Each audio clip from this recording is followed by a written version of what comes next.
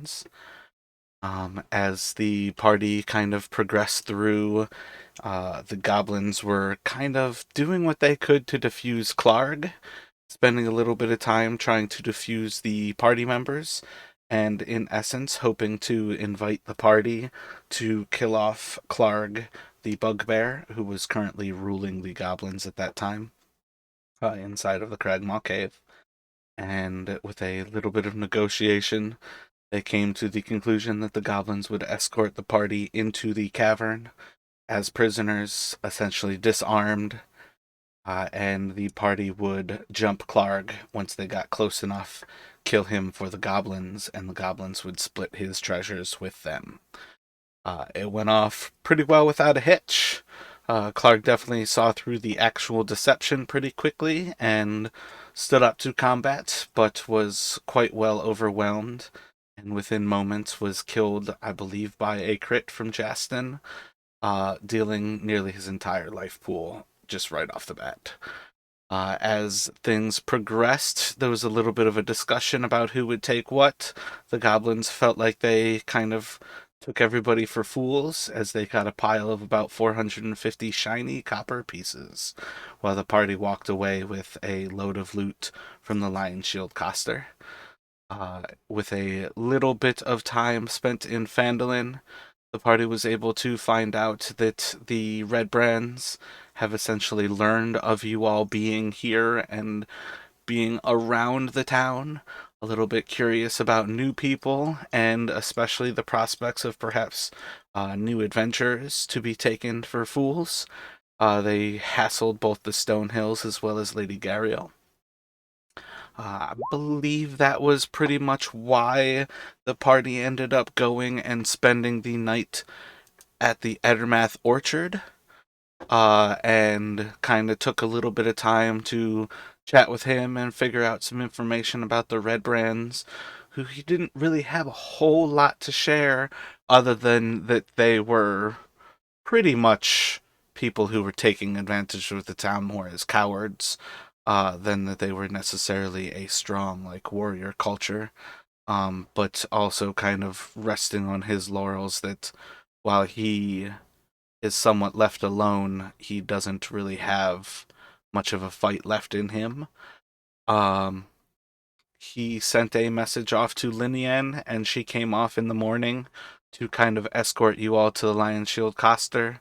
You learn that most mornings the Red Brands are pretty safely going to be hung over, so you had a little bit safer of a time through Phandalin, kind of at the actual rise of the sun. I think she traded both, I think, Ty and Justin for armors as like a little bit of an upgrade, and I think she ended up having a little bit of gold for you all as well for the return of the Lion Shield gear that you did have. And she mentioned that there might be more still about if you were able to find it that she could reward you for. Um, and you all met or rather saw signs of a person who seems to be with Gariel. And I think that's kind of roughly where we left off back at the Ettermath Orchard, kind of looking to spend the rest of the day somewhat in hiding, hoping for a chance to see if you can find Gundren about Phandalin once it comes to evening. Gotcha. Are we still kind of hanging around the temple, or have we gone back to the inn? I think you're back We, at the orchard, over at the Ettermath Orchard. Yep. yeah, I think we'd been discussing our our next steps about whether to go after the goblins. I think we decided we wanted to go get some more information from them, but I think we finally decided that we'd wait and do that the next day and see if we can get in touch with Gundren. I don't recall exactly what we ended up, sort of the characters ended up agreeing. Yeah, I think if we were the thing with the goblins is like that Clark or whatever the other bugbears were gonna like it's gonna take a while for them to probably show up, and yeah. So we were kind of gonna touch base with Gungren before we even thought about going over there. That sounds right. Uh, trying to think of. Mm. Yeah, I think that's all. I think we're just kind of chilling out here and just waiting for sundown to look for Gungren. Yeah, I think that sounds right. If you have nothing that you'd like to accomplish, you are more than welcome to essentially kind of fast forward through the day. Not much will end up happening over at the Ettermath Orchard. He is a relative safe spot as far as kind of hiding out. And over a little bit of time, you guys end up having dusk fall. How do you want to search for Gundren? Justin might suggest to the others that we, now the dusk is falling, we head a little bit outside of town and see if we can always sort of circle back to the inn um, a little later, but maybe just sort of pick a spot outside town um, and sort of just keep watch for a little bit. We don't have like a specific way of getting in touch with them that I recall. Um, there's that hideout when we first came to Phandalin. I can't remember. I think it's in the Arthan's Provisions right there. There's like a back room. He's friends with that guy, right? It was among his contacts. Yeah, that's where you all delivered their goods to. Yeah, and we haven't been back there in a while. I think Justin would agree that's probably maybe a good place to start. So, if you all recall, he is basically on the northern end of Phandalin. It's a pretty simple trip to kind of head out of Elmar or Ettermath Orchard and head towards Barthen's and see if you can spot them there. Just want to walk straight there? How do you want to progress to Barthen's? Justin would suggest we move stealthily now that this is kind of like the prime time that the red brands would probably be active. So like And circle yep, around from like avoiding the main part of the town, kind of like on the northern end of that sort of ruined wall, kind of moving stealthily and keeping an eye out. that's why I got this shirt, so I can move real stealth-like, real quiet, no more clank clank. So, yeah. Right, right. Shit. Yeah. So I guess we can do that. I got a. I did not grab a pen when I sat down, so let me grab that right quick. Are you back at your computer right now, Chris? Yeah, I'm back. All right, cool. I just want to make sure. Yeah, Um, while you all are heading out towards Barthen's, let me have Justin, let me have you roll a d12.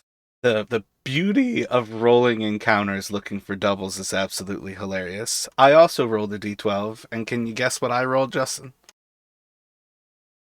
Sounds like a 5. It sounds like a 5. So as you all are heading out, you start to progress off on like the northern edge of the town, and it's pretty easy to spot where most things are happening. You're able to kind of keep an eye out and see where anybody who's actually kind of walking about the streets is essentially carrying a torch and or a lantern. But after a few moments, making your way here and there, just kind of very quietly and sneakily without light to yourselves, you make your way further and further across until after a moment, a light kind of opens up and shines down on you all from your back. How would you all like to react? Wait. All right. So wait. Well, where's it coming from? From behind you, Fuck. Okay. where there was not light before. I Can I see anybody? Is like can I like Well, decipher? It's like just like a lantern or what's going right on? now, you guys are basically facing to the east, and as you're walking, very shadily, As you guys are walking, all of a sudden there is a light shining on you from behind. So currently you are facing away from it. If you want to take a look, you are welcome. But basically, I'm asking at this point, what is your first thought the moment a light is shining on your back? I think Justin just instinctively would probably have his hand move towards his rapier, not drawing it, just sort of, placing it on there, um, and kind of like try to move his head back to see if he can get any sort of like glimpse through his peripheral vision at just what or who is behind them. I guess I would follow suit. I'm guessing Edron, he would just turn around. So you guys are going to hear the moment you go to move. Stop right there. Who are you and where are you sneaking out to? uh, hmm. Oh, we're just going to the bar. What business are y'all having, Phandalin? Well, Drink it. Oh, well, after you, please. Please explain. yeah, no. As we said, going to the bar, that means drinking. Probably a lot. Who are y'all and where are you staying? I don't recognize you. You seem to be sneaking around like thieves. Not thieves, just cautious. We're just travelers recently arrived in town. Maybe why you don't recognize us. Yep, I'm I am Ray. This is Tayson over here, and then this is Drawn over here. I'm pointing at Drawn. When I play a Drawn, I'm pointing at Edrin, and I don't say Tayson. Yeah, I say Tayson at Jaston. There's a toll to be entering town after dark. You'll be owing me 5 silver. We never paid a toll before. And how long you been in town for? Not too long. How Just a long's day. not too long? Seems you be owing me 10 silver. Is it just you? And why does it matter if it's just me? I mean, just a bright light. I can't see you if there's anybody like next to you, or like, is there someone else I can talk to about this? Might be going up to 15 silver, it might. I gotta look at Justin. Just kind of, I don't know. I guess we pay him. I don't know. We don't want any trouble. If there's a toll that's owed, we'll pay it. Righty, right. 10 silver. So Jason will. As he gets closer, can we make any details about him? Seems to be pretty well silhouetted in the light. His light's very much focused forward. It's not really shedding much of anything past and behind him. So really, there's not too much to gain. It's a pretty typical humanoid, somebody standing about 6 feet tall. Seems generally like well built. Doesn't really show any signs of being somebody who's necessarily like weak of constitution. You'd probably see a. Let's see, I have a moon phase recorded for the session yet. Feel like no. I think just doing new moon at the start of the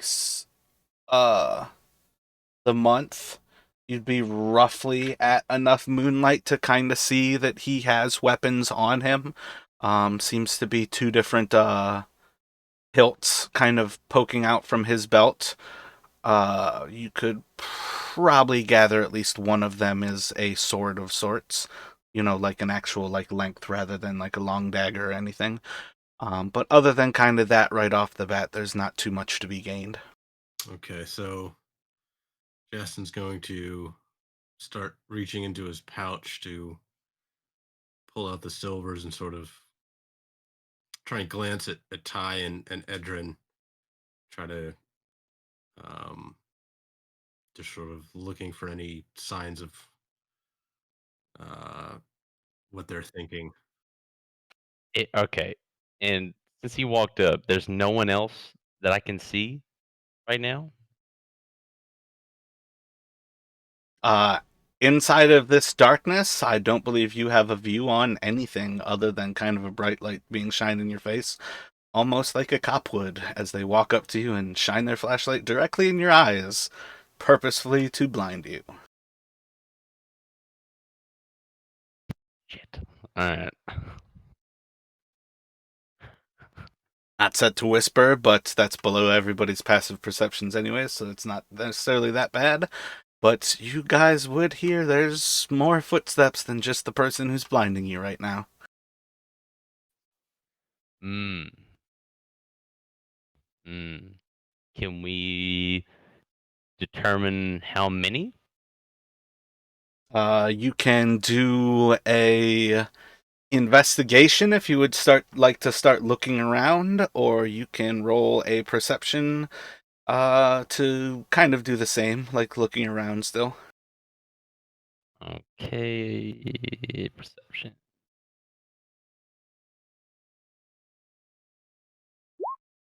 As you start to look around, he kind of twists to you, shining the light into your eyes. Focus on your coin purse. Where's my coin? Oh, all of us have to pay 15. 15 sounds good to me. God damn it. I start reaching for my purse as well.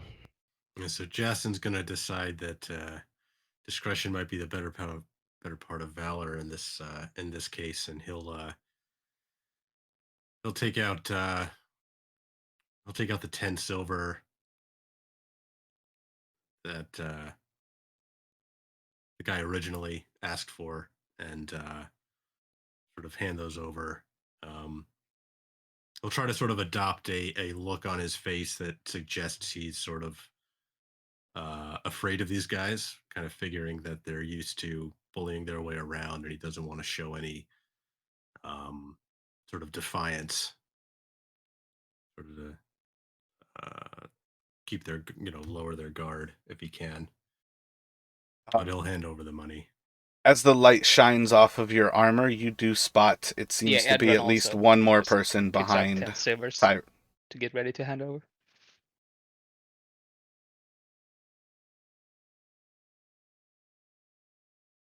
I give him. Well, okay. I take out the. I don't have any silver on me. So I'd be like, I'm gonna give you a gold. Oh, excuse me. I'll give you 2 gold. I need change back. You give me change back? 5 silver? Can you do that? He gives you 7 silver back. Oh, is that. Did I fuck up the math? No, he just rolled shit for intelligence test to do the math. Okay. Alright. Plus, you know that when you said 15 silver, he was asking you for 10 at the time.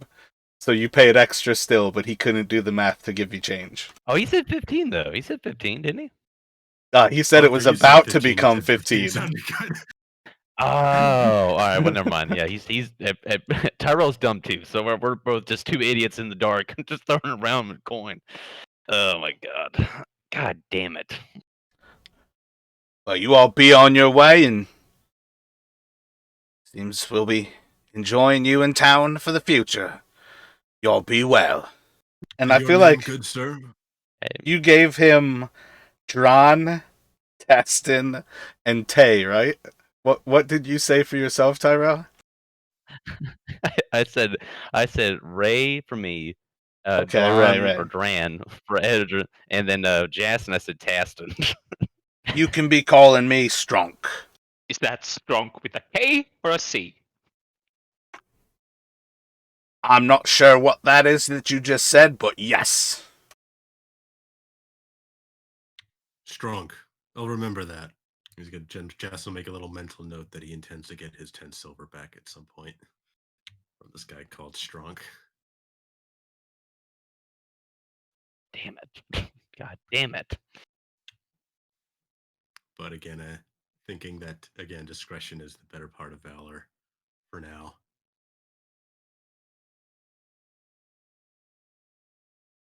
Alrighty. So as you all start to walk away, what would you like to do? So I think at least Justin will suggest to Edrin and Ty that since they just told Strong that they're heading for the inn, they'll sort of move that way so as to avoid raising further suspicion or questions. Yeah. The hope that maybe they can, find a way to get over to Barthen's a little bit later, and sort of Jasmine will try to get a sense of whether they're still being watched by Strong and the others as they're walking away. The light stays trained on you for most of the time that you are outside of the actual like town wall, like the ruins. That would have been vaguely around like this tree area on the northwest side of Phandalin. And you would basically see for most of that distance they keep the light on you, and then after a while, let's see.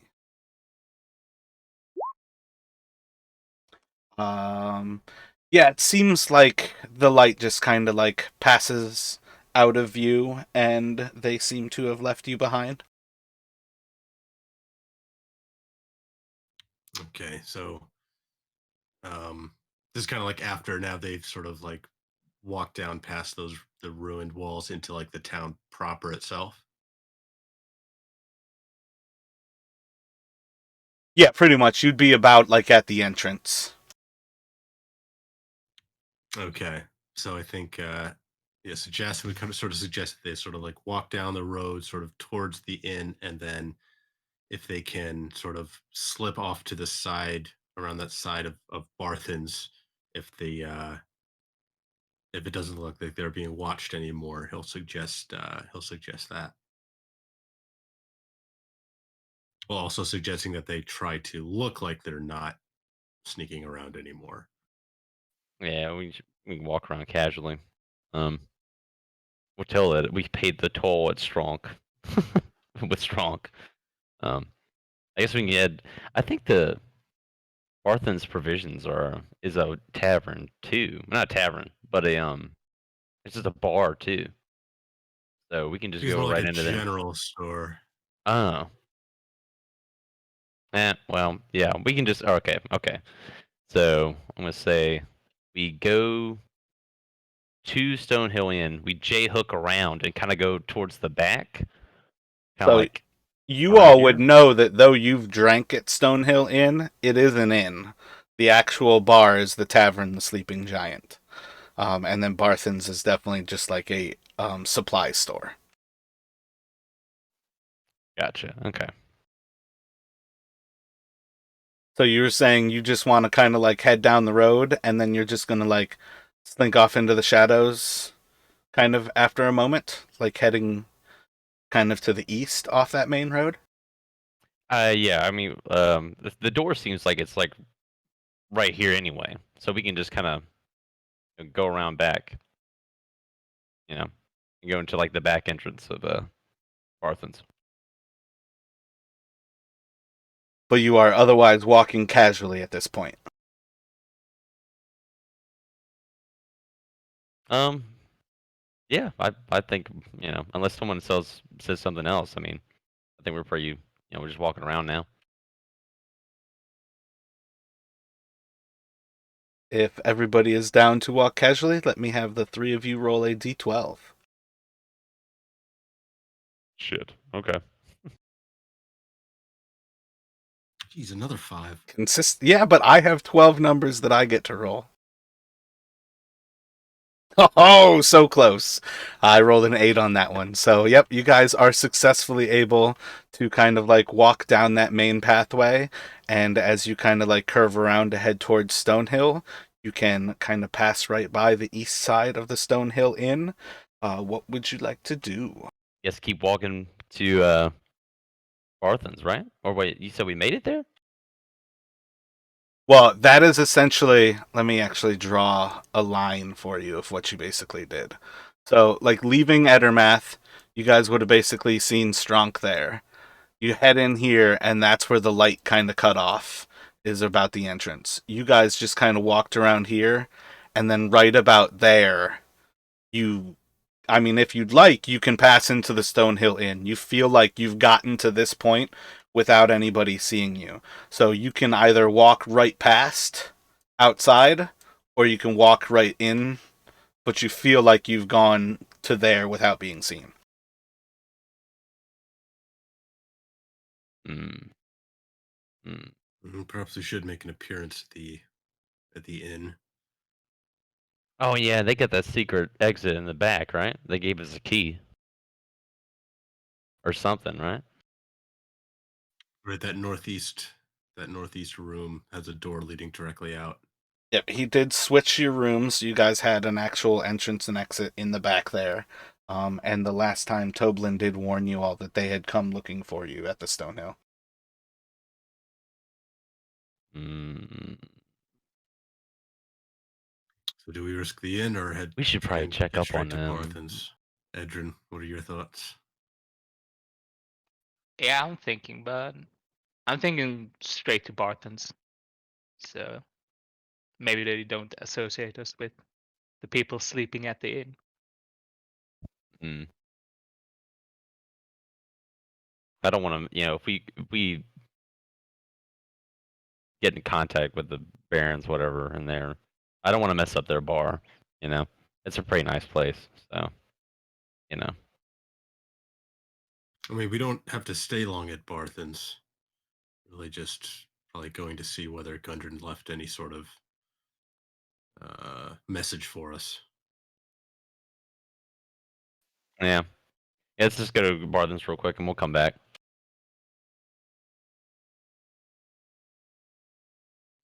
I do want to try and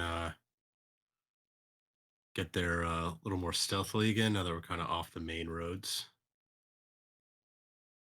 Or try to avoid suspicion by kind of, I mean, it would seem maybe odd that we'd be sort of walking through the back, so could try to move stealthily, but Yeah, yeah, we should, yeah, stealth. If that sounds good, Justin, let me have you roll a d12. It's a nice little close one again. I rolled a d8, so you had 4 that weren't even an option for the encounter, and I rolled a 2. So yeah, you guys are able to kind of sneak past as you slowly make your way towards Barthen's, and you feel pretty safe as you kind of duck in and make your entrance into Barthen's. Where do you want to enter? I believe with Gundren, you guys last entered through kind of like the stable area, towards the back. Otherwise, it has almost like I want to say it's like a gabled veranda. Like it's got like a deck that kind of goes around the whole like southeastern or southwestern side of the building. Uh, So you have like kind of like a very open southwest area of the building, or it's like the stables at the northeast. I think Jason would probably instinctively head for the northeast since that's the entrance they've used before. So as everyone follows you in, you do notice that there is a horse inside of the stables. It seems like a pretty similar cart to the one that you all last brought. Otherwise, everything seems pretty normal. You're able to kind of step up to that back little area. There doesn't seem to be candlelight necessarily shed through this back area at present, but if you all take a moment to open the door, it opens without a problem, and you're able to step in. And I believe you guys have come in here once before. You would know that it's almost like a cross section, as there is a what seems to be a bedroom to the east of you, as well as a bedroom to the west of you, and then the actual like sales floor almost kind of opens up before you, where you would be like behind a counter. And it seems like there's a light flickering to the east, and then a light flickering straight ahead. So Jasnil suggests that Ty and Edrin just stay put for a second as he moves a little stealthily to check out the light in the east. If they don't have any objection to that approach. No, no, it makes sense. Maybe Yeah, he'll no, okay. Justin's gonna sort of maybe softly call out for Gundren. Um, as he's approaching the I guess doorway to the east with where the light source is coming from. Huh? No, no. Gun. I've not. He's not been here for. No, no, no. Who's there? Oh, you hear like a small voice kind of reply out to you from within the room. The light seems to flicker for a moment before you see about like a 4.5 foot tall boy kind of step forward. Little bit of fear in his eyes. He's not extremely happy to be stepping forward, but he also doesn't seem to be extremely frightened by the prospect of somebody calling out to Gundren. So Justin will sort of hold his hands up non-threateningly, and does he recognize the boy as one of the ones from the first time they were here? As one of was it Eldath's? Not sons. You do know that there were two boys who were here with Elmar. I don't believe that you actually heard whether or not they are his sons. But you Okay, do he might have see, just. yeah, they are familiar kids.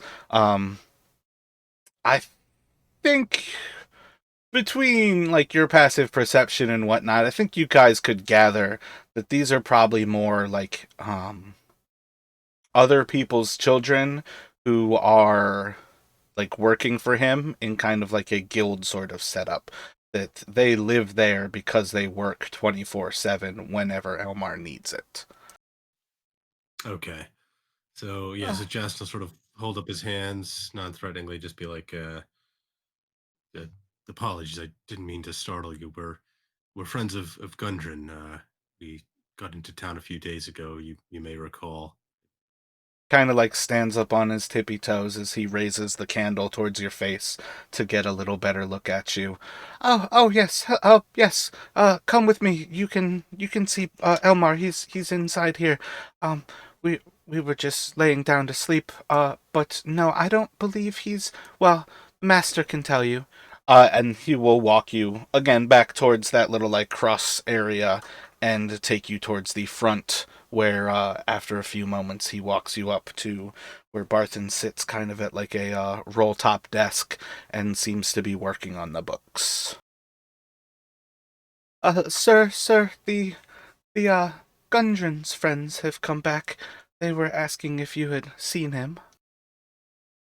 Hello. It's a pleasure to see you all again. Yes, a pleasure, and apologies for the somewhat unconventional entrance. We've had a bit of a run-in with some of the local flavor just outside of town. I We do believe you made a wise choice to come as you did. Stepping in through the back, as long as you've not been seen, is certainly the safest for all of us. As I understand, they've made a notice of your presence in town. It would certainly seem that way. We've we just wanted to stop by to see if Gundren if you'd happened to see him in the past few days, or if he's left any sort of message. We haven't seen him for about half a 10 day at this point. Half a 10-day. Kind of like looks down towards his notes. Let me have a perception from the three of you. All right. I think Ty and Justin would be able to kind of pick up that his notes aren't really in a language. It seems to be some sort of like short form, basically, that he writes in. But he seems to be kind of like referencing back a few days in his journal.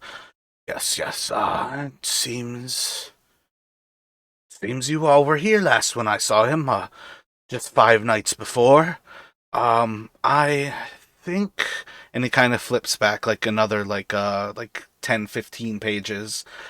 I don't know if it's a cause for alarm yet. It's some ways to their camp, and he wouldn't really come during the day, so there's an extra delay in just trying to sneak into town, but, well, I think, I'm not sure when I would expect him back. Let's see, I wonder, it's been 22 days since his brothers have been, so he doesn't have supply. Did you notice? I didn't pay attention. Did he take supplies with him in abundance? I feel. And he kind of like trails off in thought, trying to think of what sort of supplies Gundren kind of stepped away from, like left with. But you can pretty quickly gather the way he's doing the math in his head. Gundren's brothers would not have food sufficient, like food and supplies sufficient for the time since they've last restocked with him.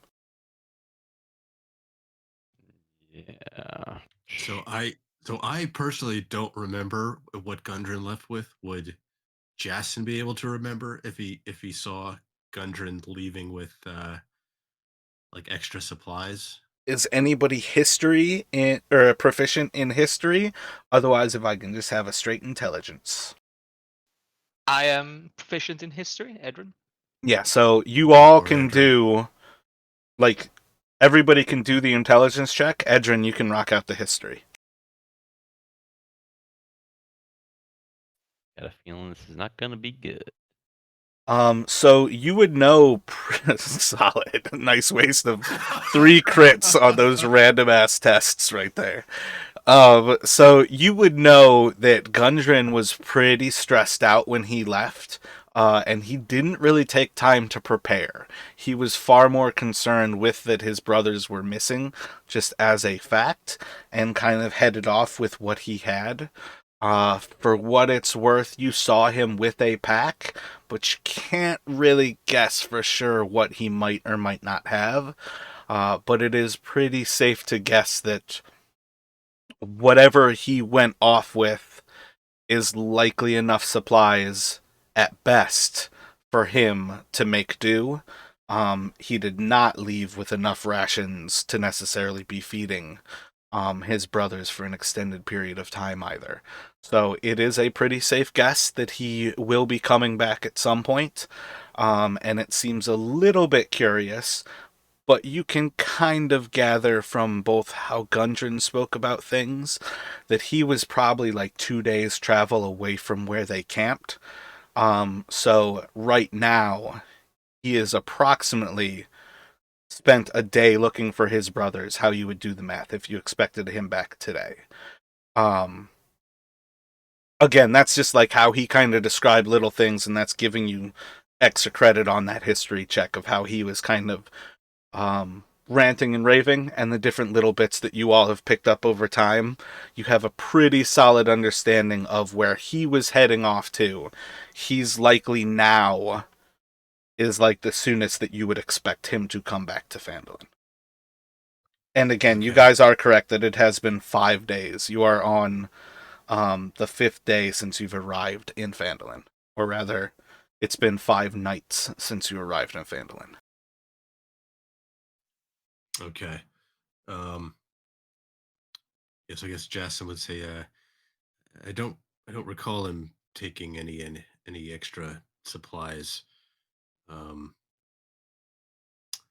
do you think it? Do you think we should? Do you think it would be helpful for us to head out that way with some provisions? Be happy to pay for them, of course. Uh, How much have they told you about what they are looking for? I'm not sure how much I can share with you, but perhaps you would know that what they search for has been long lost. And he's going to. Can I have everyone do either a deception check if you are trying to hide what you know, or rather that you are trying to fake knowing more than you do, or a, I feel like a performance check if you're trying to like build up what you know, or you can try to intimidate him for more information, but he is kind of insight checking you all at this point to try to gather like how much information can I really share with these people. Or I think Jason would try to he'll pretend that he is not surprised by this long lost comic. I don't think he even knew that, so he'll probably go with deception. So you can use deception, intimidation, or what now? Uh, Deception if you want to try to like fake knowing more than you do. Performance to try to build yourself up as like almost like a confidant of Gundren's, or I guess even persuasion, kind of the same idea to like convince him to share more information, and then intimidation if you want to like kind of like, intimidate him into giving you information. And this is a group check, so that is an awesome start to it, but it is not necessarily sufficient at present. Just trying to figure out what I'm going to do. I think I'm looking at my best stat, which is intimidation, but I don't think he would try and intimidate this fucking guy in the dark. I'll try and persuade him to. Um. Well, it's not even necessarily that this is a threatening thing either. Like, you can intimidate him, and the dice will determine, like, how well you do it. But, like, if you rolled a nat 20, you intimidating him would almost be, like, kind of like flexing your strengths, and as a member of the Lord's Alliance, like you're a soldier who saved people's lives from terrible situations, and you clearly are the person who is going to save his friend from the danger that he is in. So intimidation isn't necessarily like a foul thing for you to do right now. That's where the die will determine like what is the method of which you intimidate him. So you're welcome to again roll whichever you'd like. It's just kind of like Justin has very convincingly kind of at this point is like posing the right answers to, like, how you just kind of speak vaguely, and in Elmar's head it's building him up as, yeah, this guy seems to know a lot about their plans and their machinations, so surely he's in their trust. And that's kind of where this role is going. It's to see where each of you all kind of like present yourselves as he kind of like takes a moment to gaze over you. Gotcha. Okay, so I'm gonna intimidate then. Fuck it. But yeah, I think they're basically all of the charisma based checks: Uh, performance, persuasion, intimidation, and deception. Can Yeah. I? Can I re-roll that? You have lucky, right? Yeah. I didn't know if You it's ability check or saying okay. So Yeah, ability. pretty much lucky. Anytime you are rolling a d20, you can like always use lucky. Not much better, but better. Well, the lads have been searching for a lost, and kind of like looks over everybody for like a second little like pause. They're looking for a lost dwarven city. And I don't know how much you could help them without already knowing where they've last been, for they've had to move their camp pretty regularly. They do it both to hide themselves and to search new areas. So I couldn't tell you if the last place I've assumed them to be is where they are still searching, that they might be nearby, or if they've moved on to some other spot. Many generations ago, when this city was younger and more lively, we profited off of their wealth and abundance. And in the destruction of the city, we also passed away with time. And that is much of what's been rebuilt here, is trying to bring that back. And while the humans feel confident of what they might bring to this area, bringing Phandalin back to life, you see, I don't know if it can be done without the dwarves.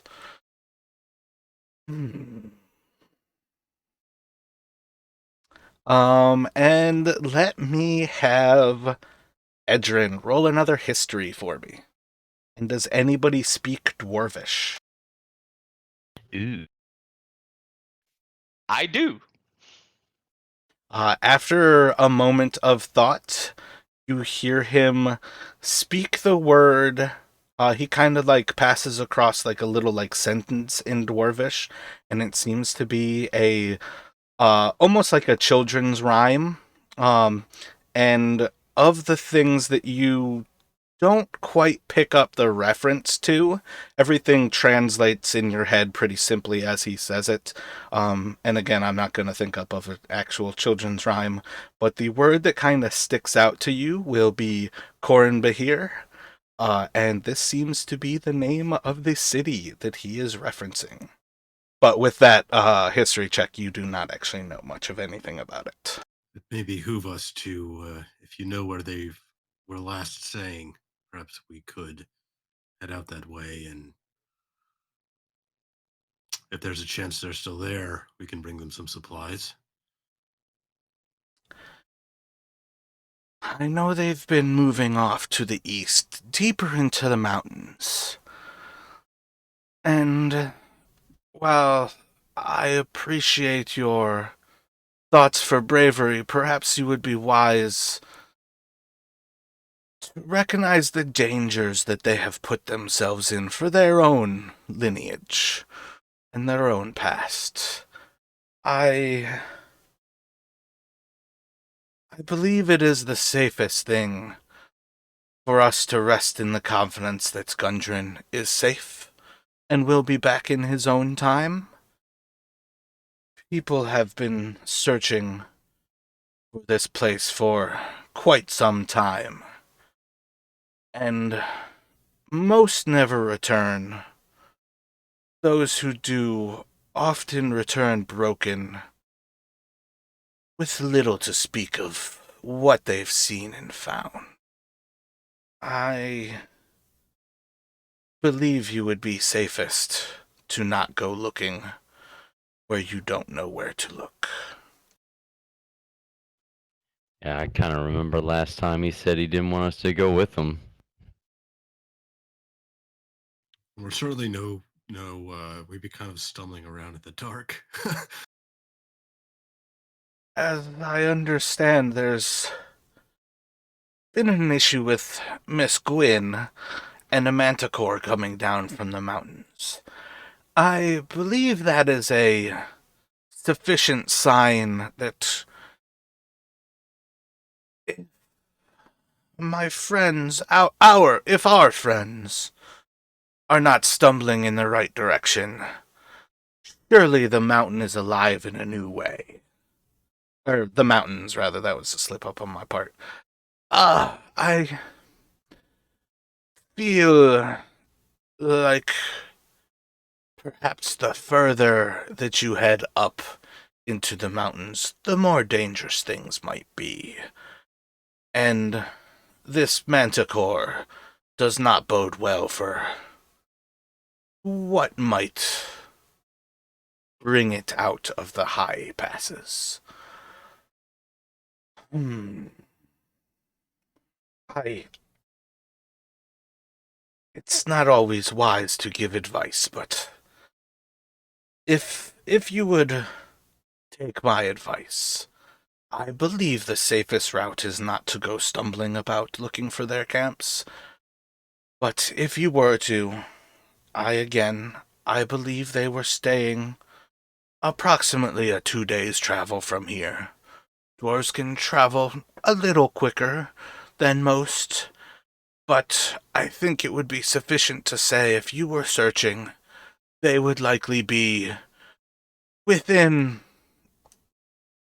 50 or so miles to the east of us. And perhaps 5 to 10 miles north and south. It is a large area they've been searching for quite some time already, but perhaps when the time is right and you felt the desire to search after them, perhaps it would be okay. But again, please do not go lightly into the mountains, for the creatures that lurk are far fouler and far more dangerous than those who would come across the plains.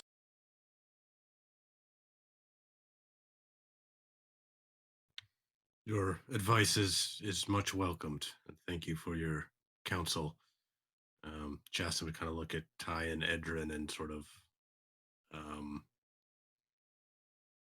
maybe he'd suggest to them that maybe they listen to Barth in here, and that heading out into the mountains now might be a bit more than they can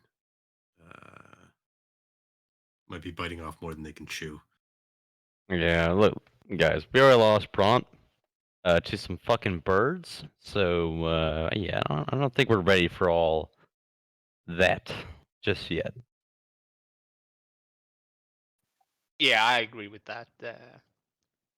Even if there's no danger up there, a mountain in the dark is still dangerous.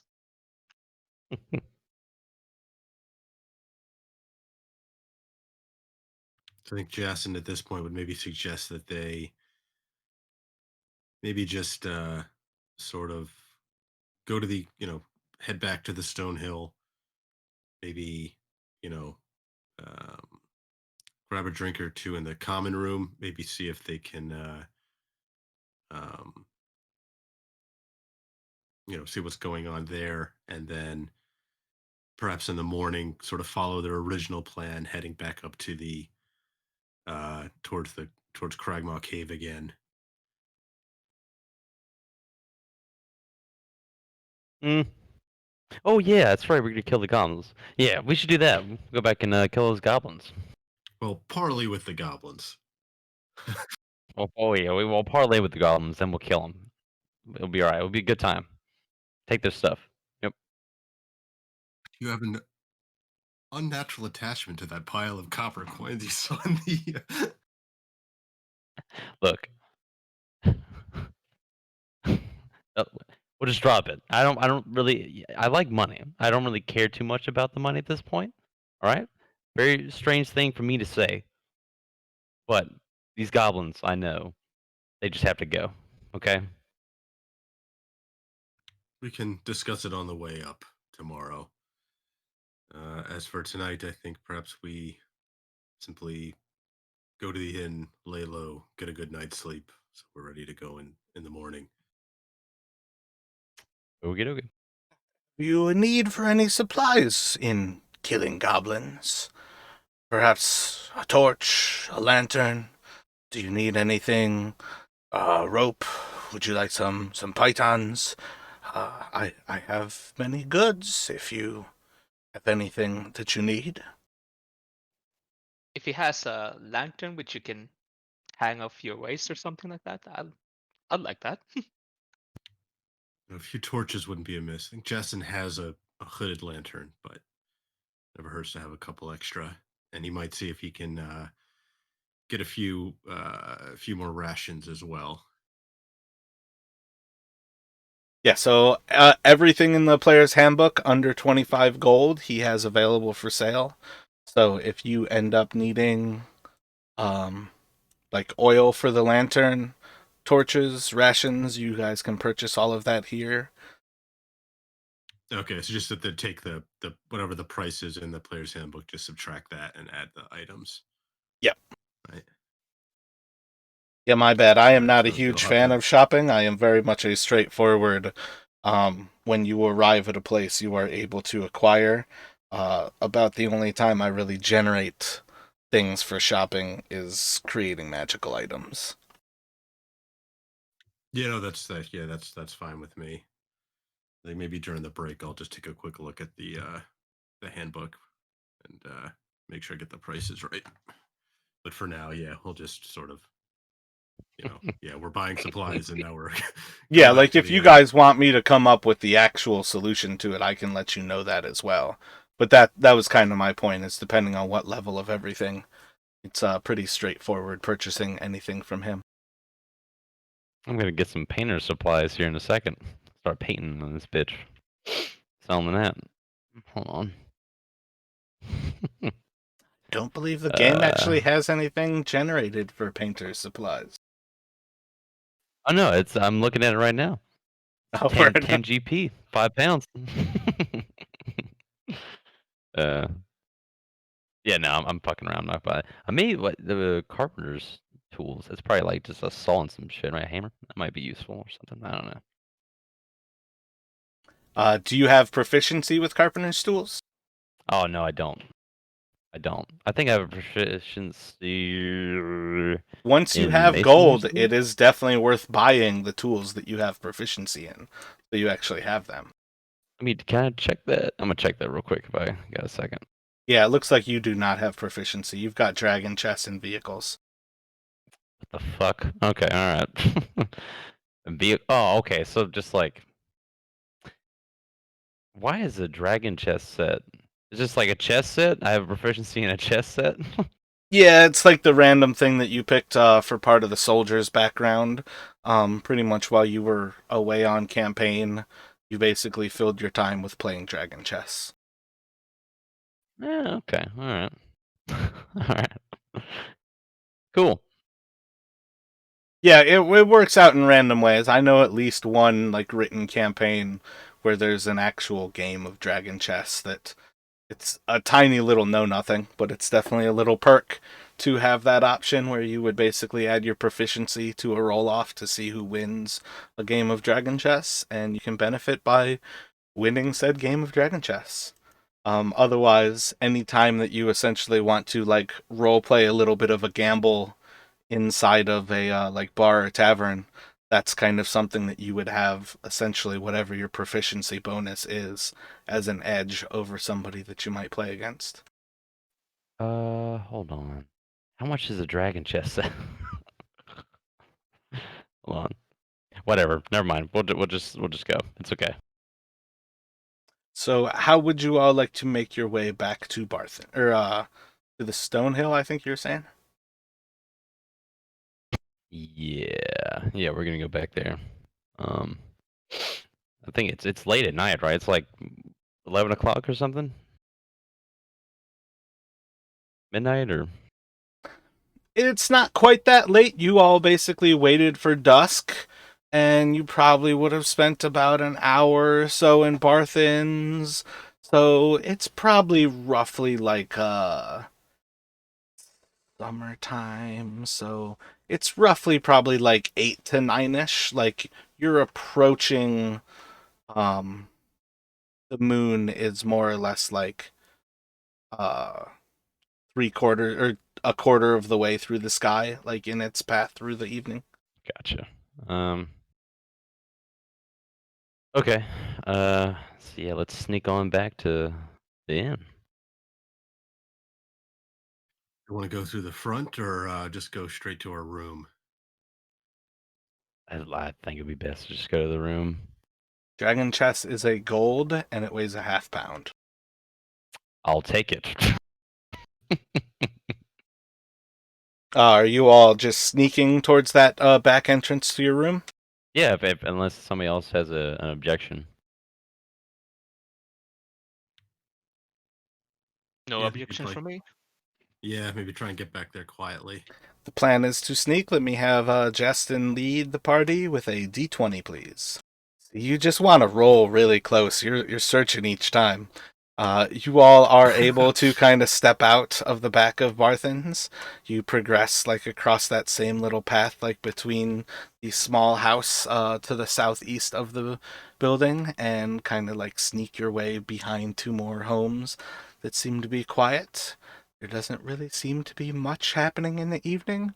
And after a moment, as you kind of like approach to make your way across that last little alley towards the stone hill, you do see like a set of torches kind of like light off to the like west of you as they seem to pass towards the stone hill. You take a moment to kind of like hold off and just watch and make sure where they're going. And you kind of like keep an eye on them as they kind of walk past, and they seem to make their way off towards the actual east, heading in front of and then past the stone hill. And once they kind of like pass the next house, heading up to the east, you guys kind of pass back into the stone hill, and you are able to open your door and head into your room. I think Justin's gonna maybe go towards the other door that's leading off to the common room and just sort of like maybe stop and listen, trying to get a sense of how lively the tap room is. He's a little leery of running into Red Brand's inside, so he wants to see if he can get any sort of sense of like if the tap room seems crowded or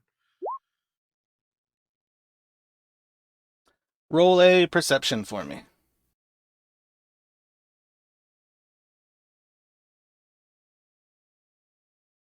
I feel like I'm gonna like if we get into a battle, I'm gonna like really want those crits. I'm gonna roll You- terribly. You're fucking rolling high as shit. Both of you were. As you kind of put your ear to the door, seems pretty quiet. Almost silent at this point. It's actually kind of eerie. You expected a little bit more. Kind of look to Jess like, so do you hear anything, or is there anybody in there, or It sounds quiet, almost too quiet. was a good line read? Good. Um, we're gonna crack that bitch open. Let's see. Let's see if somebody's in there. All right, so I'm Justin will. trying to grab the piece of the dynamic lighting right now to move it, and I can't seem to click it for some reason. That kind of So fakes it. yeah, Jasmine is going to very slowly and sort of as quietly as he can, sort of try to just like open the door just enough to get like a peek into the common room. Now Jason's gonna struggle a little bit to open the door to give the DM time, so we can just like he's just shaking like, damn it, trying to get the key in the door. Like the slowest possible turn of the doorknob. Make a sleight of hand. Ooh. Ooh. Seems pretty smooth as you take your time to unlock the locking mechanism and kind of slowly edge the door open as you peek through.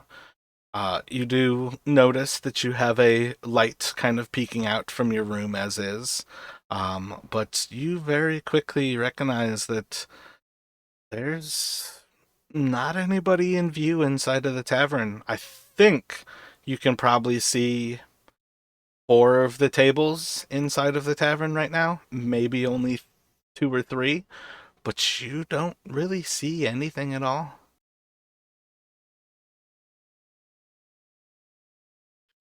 So he's going to sort of reclose the, move to reclose the door similarly quietly, while sort of looking back towards Edrin and Tyrell and just uh, sort of quietly saying, "Tavern seems empty. I don't, I don't even hear Toblin Mm. or see. No, I don't see anyone at the tables." Well, this is like prime time hours, right? So it's a weekend. It's a Saturday. It's 10 o'clock. There should be people in here, right? It does strike me as a little strange. I'm gonna go get a keg. Fuck it. Fuck it. It'll be all right. I'll be right back. So yeah, I'm gonna walk out and go to the bar. And so Justin will follow behind, sort of pausing outside the room. Once he can have a quicker look, a better view of the full room as Ty heads out. Oh shit! All right, let me move my character back. Hold on. I'm sorry. I don't mean to rush you. It's yeah. Sorry.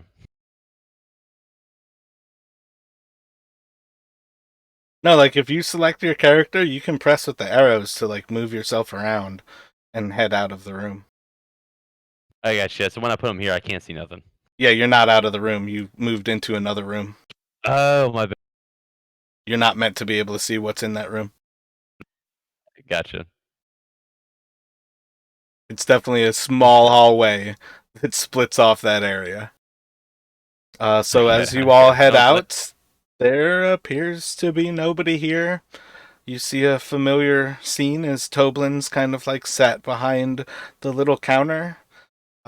He doesn't really have his hat like far down his head, but he's still wearing his same little like straw hat across his head, and he seems to just be kind of sitting and relaxing at this point and takes no notice at first until after a moment he kind of like starts a little bit. Oh, hello. It's a pleasure to see you all return. Well, good to see you again. Good to see you too, Tobin. Slow night tonight? Well, it's been a night. Yes, it's been a night. Are you all here for sleep, drink? Do you need dinner? Are we? What would you? What can we serve you today? Bit to eat wouldn't be remiss. Um, any Justin's going to sort of, as he's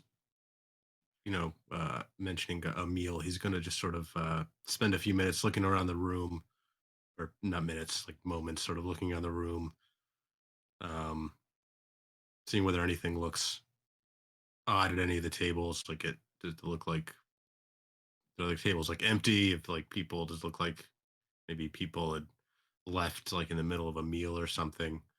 He seems a little sort of curious about Toblin's phrasing about, it's been a night. More or less everything looks relatively clean and kept up. It doesn't seem to be anything, strictly speaking, like out of place. But as you all kind of like, as after he asks what you're here for, he takes a moment and he stumbles at the latch of the front door as he essentially locks the front door, and kind of like latches that up, and it's perhaps for somebody who this is what they do. I don't believe you all have ever come here where that door has been anything but open and welcoming. Oh shit. Okay. Um. Kind of look at this and then say, everything all right, or you said it's been a night. Is everything okay? Well, it would seem that perhaps you've gotten a more full introduction, but we had some visitors stop by, and they were hoping to find you, it would seem. So I was hoping to prevent them from finding their quarry. The others have all gone home or gone to bed. It was an exciting enough evening for most.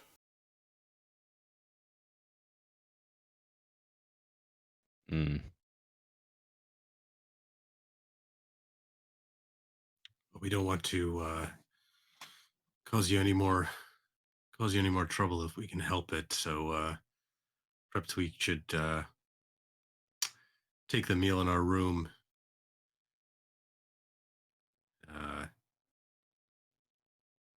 If they come by again and find that door locked, is it going to cause problems for you? It's hard to tell what will cause problems and what has already caused problems. That's to say little of how these people seem to work. I'm not sure we're prepared to make the decisions that would prevent problems. And perhaps we've already backed the problem at hand. So perhaps it's just time to enjoy a little merrymaking, lock a few doors, and have some dinner. Break bread with friends. What do you say? How hungry are you boys? Would you like... Wonder what we should have for dinner. How's everybody feel about a stew? Would you like to have a little bit of pork? Do you enjoy... I think we've got a chicken we could pluck. What would you all care for today? Stew sounds fine to me. Yeah, stew sounds delicious. And maybe a pitcher of wine? Excellent, excellent. Anything else other than wines? Would you like to care anybody for a draft, or just do a nice little table wine? You know what? I think I'm gonna grab a keg from our room and yeah, I should be fine with that. Excellent, excellent. Dash will try the wine. Wonderful, wonderful. Give me a few moments and we will set everything up and we will join you in just a little moment here. Okay, this dude's acting weird as fuck. I would not eat that fucking stew. There's something going on, man. He does seem spooked, but that may just be He's a little too I'll friendly. keep an eye on him when he comes out. He's too friendly. He was friendly before, but now he's like, oh, like, hey, like, you want some of this? Let's sit down and eat together. Let's break bread. Like, what the fuck? Where did that come from? See what I'm saying? I mean, it could just be his way of dodging out of a awkward conversation. Make an insight check, Tyro. Okay. Odie? It's literally what that is there for, is to try to interpret what somebody is trying to say. You have a pretty good understanding that this guy probably got hassled by the Red Brands and probably fears for his life. Yeah. You guys are the one people in this town who has stood up to them. Nobody else has stood up to the Red Brands. He might be telling you the truth when he says perhaps he's already backed the people that he's backed, and he's not prepared to make the decision that would protect him. They may just want us close in case to protect him in case the Red Brands come back. All right, look. I like him. I like him a lot. But when he comes back, okay, I'm gonna be ready to kill this motherfucker if he turns on me. That's all I gotta say. I have a good idea. I have a good feeling about him. All right. I'm not saying I'm just gonna cut his head off as soon as he comes back. I'm not saying that. I'm saying I'm gonna be ready if this motherfucker, whatever. I'm just gonna sit down. Yeah, so Jason's gonna try and make sure he stays between Yeah.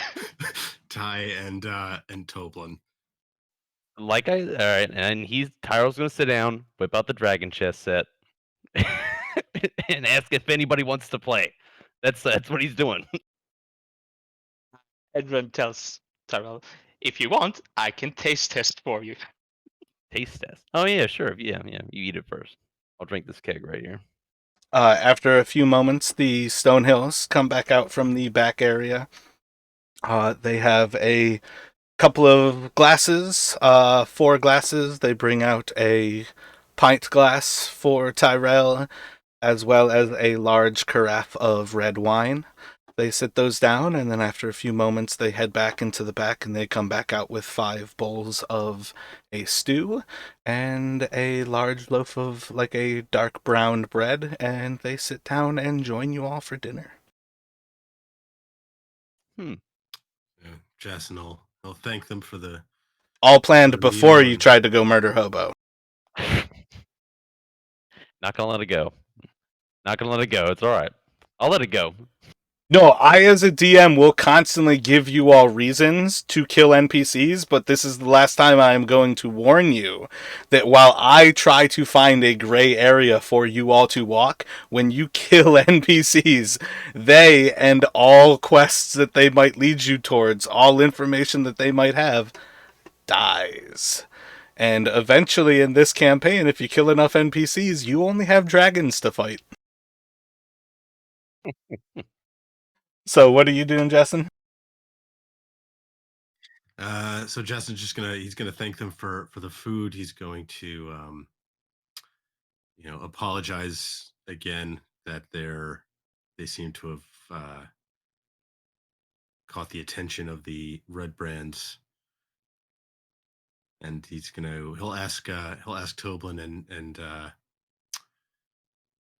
Trelena. Trelena. Um, yeah, so he'll ask them whether there's anything they can do, um, to sort of to help them out, make them feel safer within the inn. I'm not sure there's much that we can do. Sadly, we are sort of in the business where they hassle us the most when newcomers come about town. They come looking for new people to hassle, new people to keep in check. And it's, I guess, our part to bear their presence. And when we can, keep low and out of their attention. But there's very little that is perhaps for any of us to affect at this point. Just to trudge forward. And as she kind of like looks to her husband, she's kind of like takes a moment to like smile at him and rest assured that being with family and loved ones is everything that we do need in life.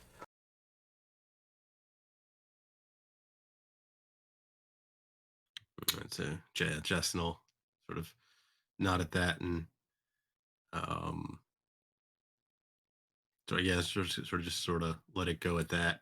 Um, he doesn't want to. He doesn't want to.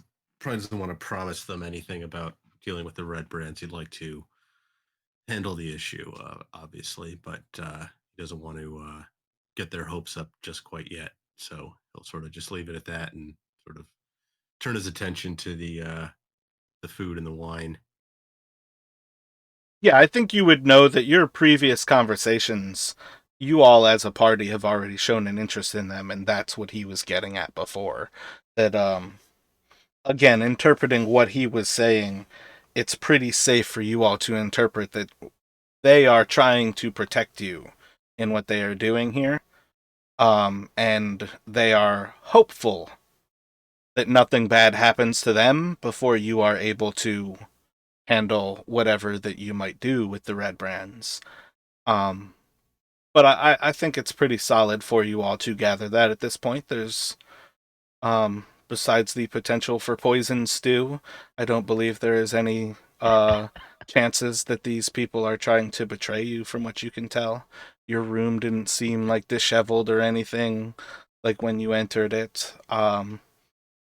Overall, I think you all have already gone over a few different things where it seem pretty clear that and part of it also is again like things like Burke being with the party and him having a relation with Gariel. I think everybody could also kind of make a few assumptions there that that little connection and that connection with your group is kind of spreading at very least between the people that you all have started to befriend in town. Okay. Okay. Because essentially right now you all have a connection with Gariel, Linien, Edermath, the Stonehills, and Elmar. And those kind of 5 points in town are all, from what you can gather, a somewhat tight-knit group of how they interact with one another. Okay. The most prominent of the community. All right. Well, Well, and among those things, like it's a young family. These two are both pretty young, like late 20s, early 30s. Elmar is kind of like old blood in the town. Edermath is an old adventurer of Helm, and Gariel is relatively affiliated with like a good aligned deity, as well as Linien seems to be close friends with Edermath. So you've seen like the different like interconnectivity between these people, and it also seems to be. I'm pretty sure Gundren introduced you to Elmar the Stonehills and said that you could trust his friend Darren, who's Edermath, who's Darren Edermath.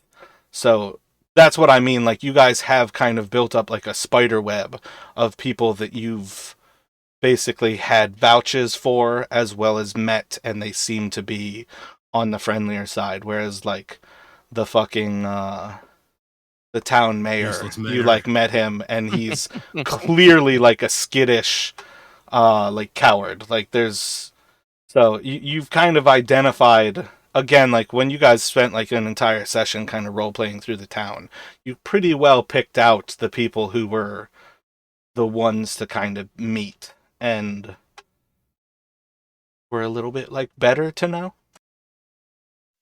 Right. Okay.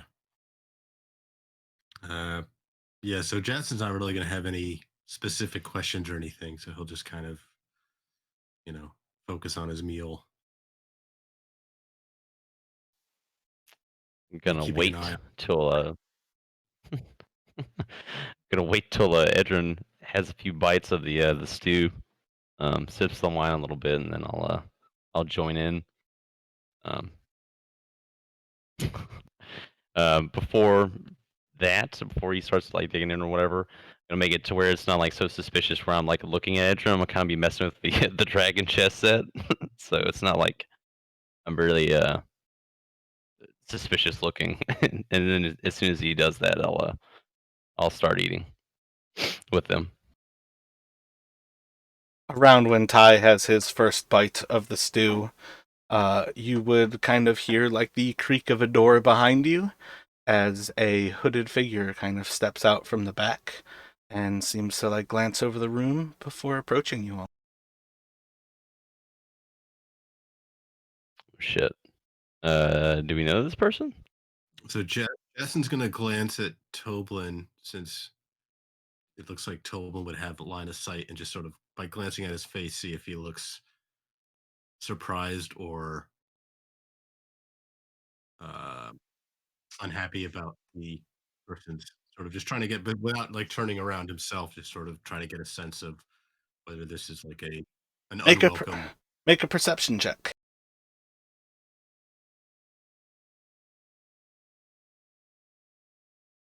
Can I look as well? Because I think I can see this guy. You most certainly can.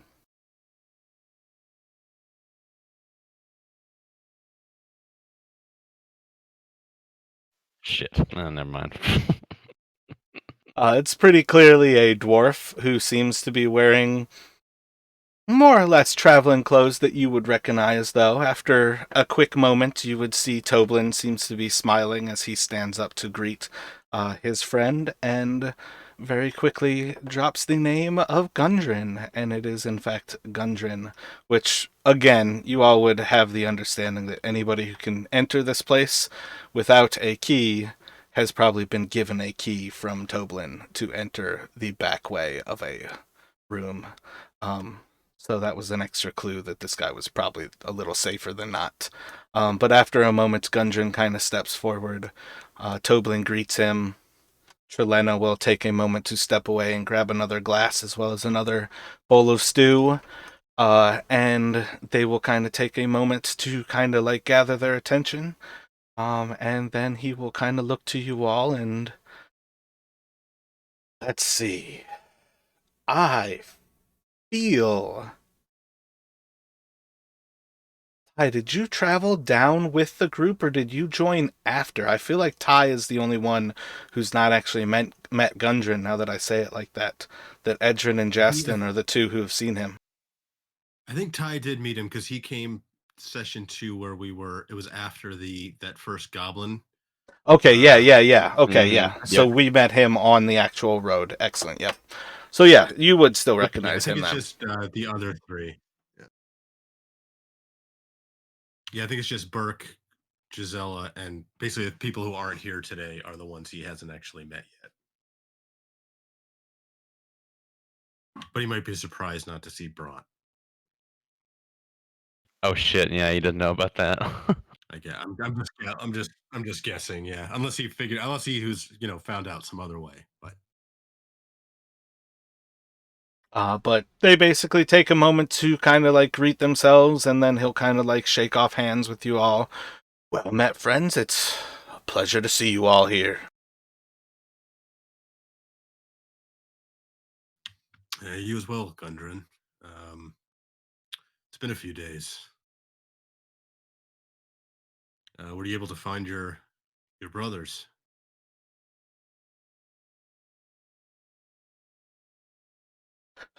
Well, I've found signs of their camp, but I was not able to find anything of theirs.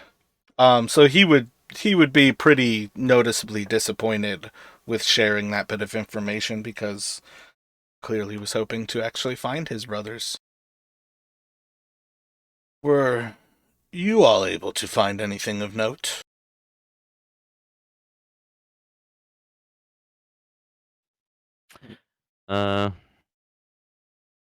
Yeah, found some stuff.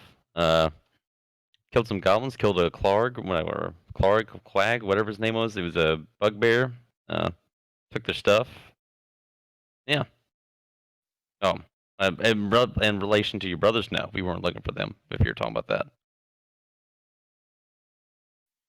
Yes, we. Interesting. Jess would just sort of add a. Sorry, go ahead. Didn't mean to cut in. Nope, there. you're welcome. What was Justin saying?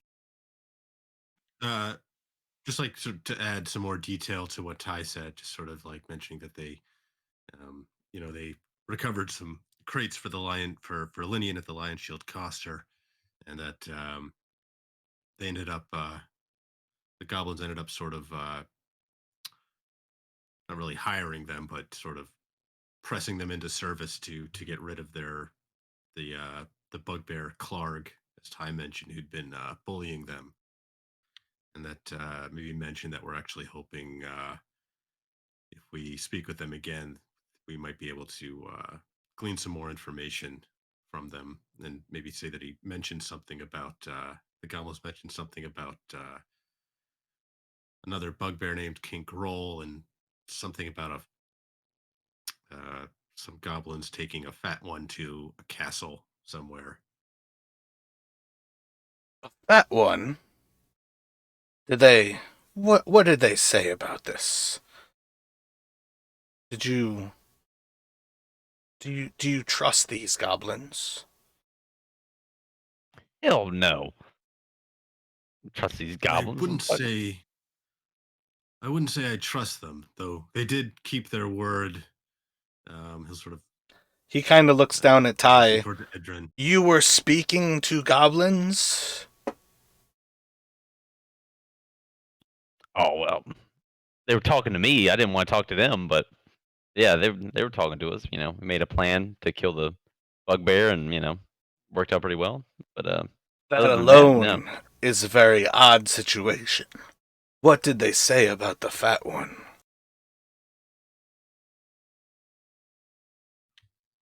Just that they had someone named one of the goblins had taken him to a castle. Unfortunately, we they didn't give us any further description. That was perhaps I'm one of not the things much. we.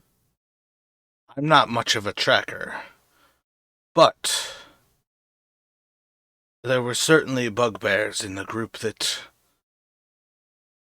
perhaps raided my brother's camps. It's hard to tell whether they were at the same time or whether they were following my brothers. But bugbears were most certainly among those footprints that I saw. And my brother Tharden is quite rotund. If they have taken him, I would not be surprised to have the goblins speak of him so. It's interesting that you would say you have goblins who needed a bugbear killed and that they've run off with the fat one. Oh shit. Okay, so we gotta track down these goblins and get your brother back, huh? It certainly sounds like more than a coincidence. What did the goblins say of this king? King Gruul? Groll? Drool? What sort of bugbear is a king? From what I can gather from their description, he's a big one. Uh, maybe stronger, bigger than the one we dealt with, which was not nothing to sneeze at itself. Uh, they said that he doesn't come by their caves often, but I tried to set up a very simple messaging system so that they can give us warning should he come into their caves. We uh, we told him that we might be willing to kill this King Groll for them in exchange for some of his treasure. I don't trust the goblins to keep their word, but we were in a tight spot at the time. Trying to kill their bugbear masters. Interesting. Wonder what they could be up to. Did they say where this king comes from? Did you get any other information about... It's folly to ask goblins for information. Yes, having an actual conversation with them can be somewhat taxing. But perhaps if we ask the right questions the second time around, we might be able to learn a little more, little more something useful. They really had you kill their bugbear captain.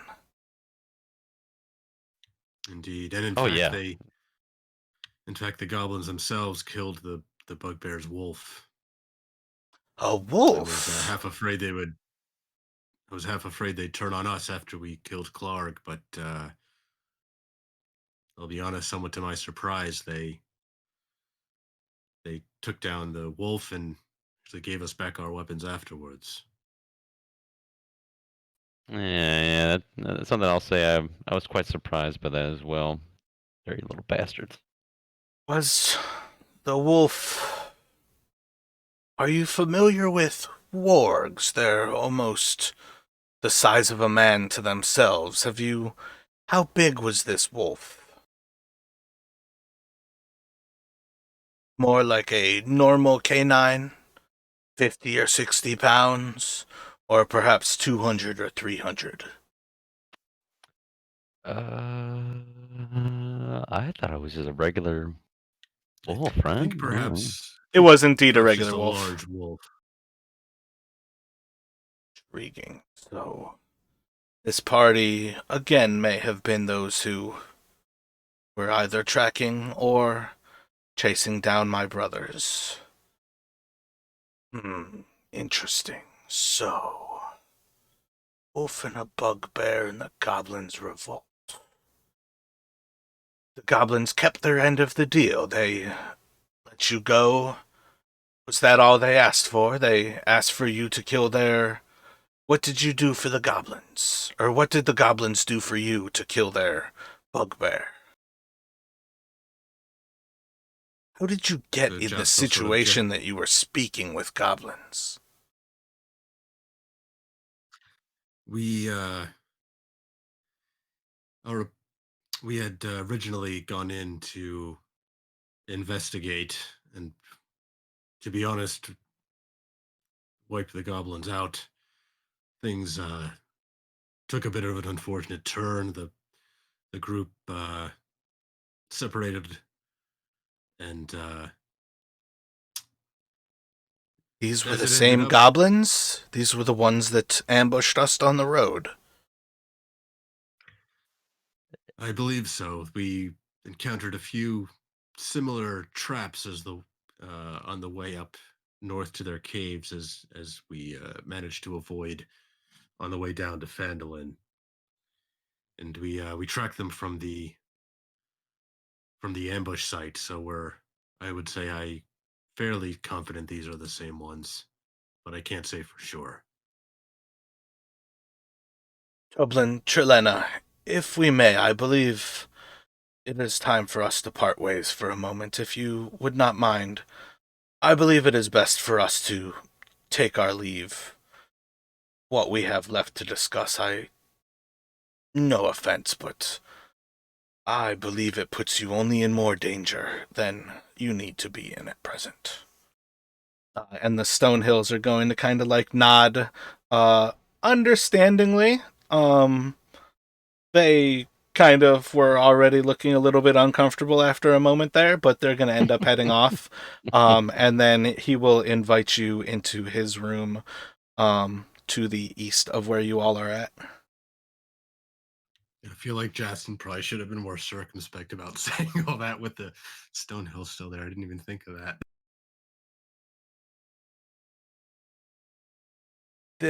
Oh, I didn't put a light in this room, apparently.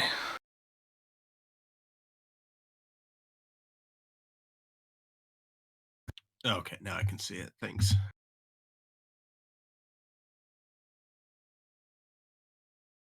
There we go. Thank you.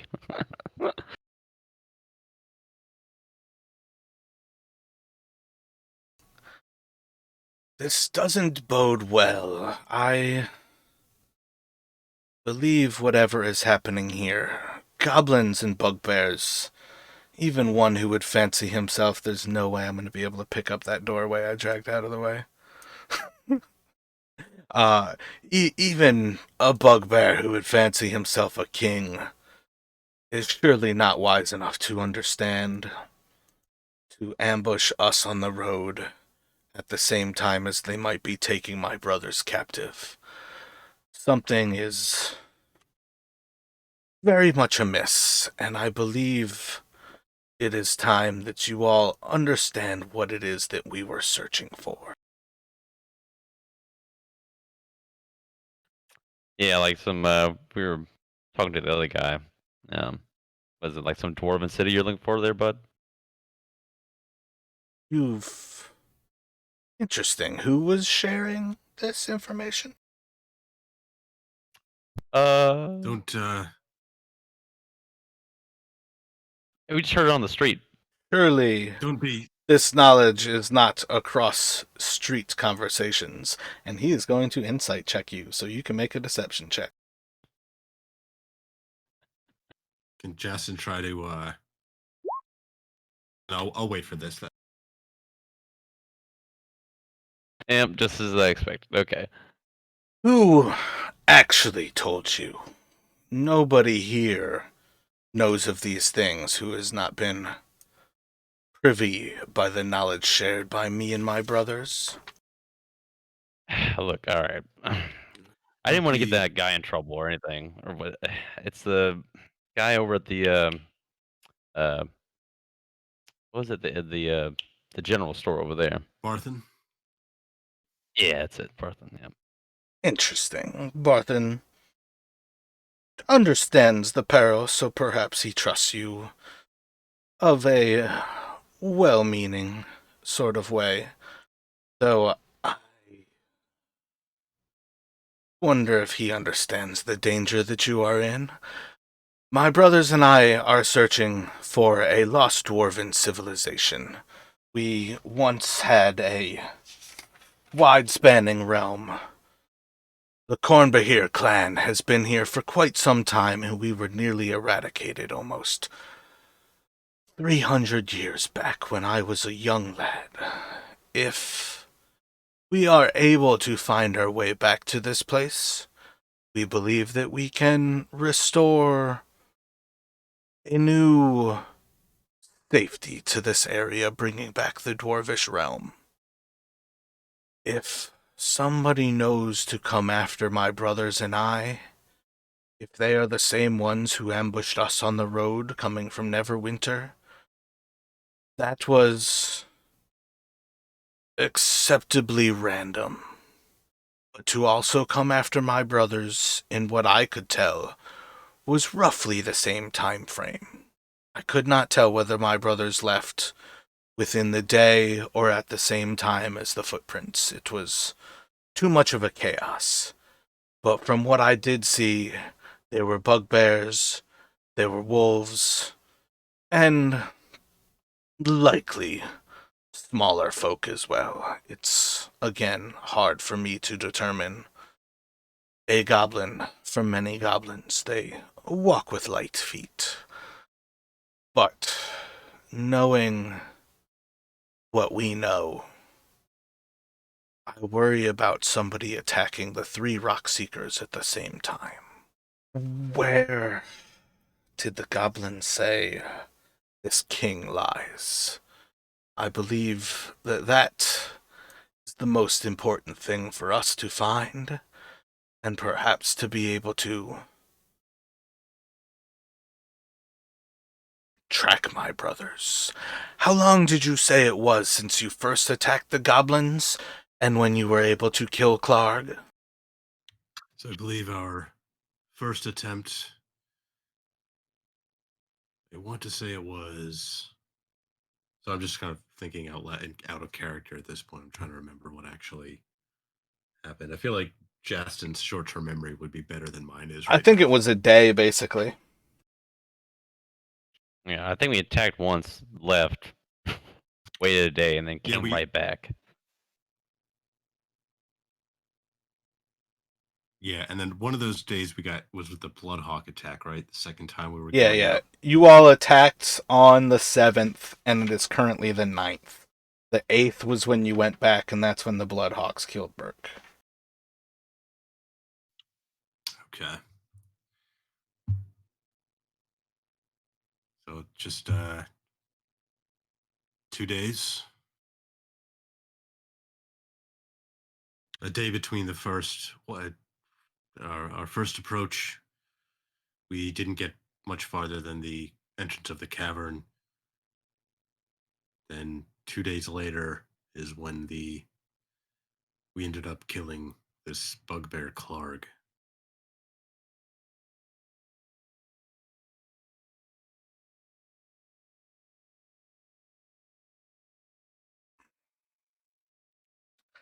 I put their attack on my brothers maybe a day or two before they found us on the road.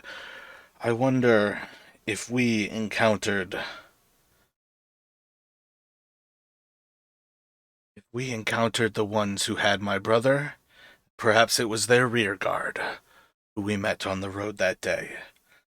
The timing, I may be making too much of this. I am so tired right now. Don't know what to think. Do you know of any groups in particular that would be that would want to see your attempts fail. The kobolds we spoke of, who had mentioned goblins in the area, had also mentioned that there have been humans, um, cultists, sort of in charge of them. Do Now that you've sort of shared what you're really looking for, can you tell us whether you know of any groups that might have a particular, um, might be particularly opposed to your effort? I I fear many humans would be against our desires. Those who are not directly to gain from us, I believe, would always try to stop the dwarves from rising in any fashion once again. We don't pose a threat like some other lesser creatures and foul gits. But humans have never taken kindly to the dwarves.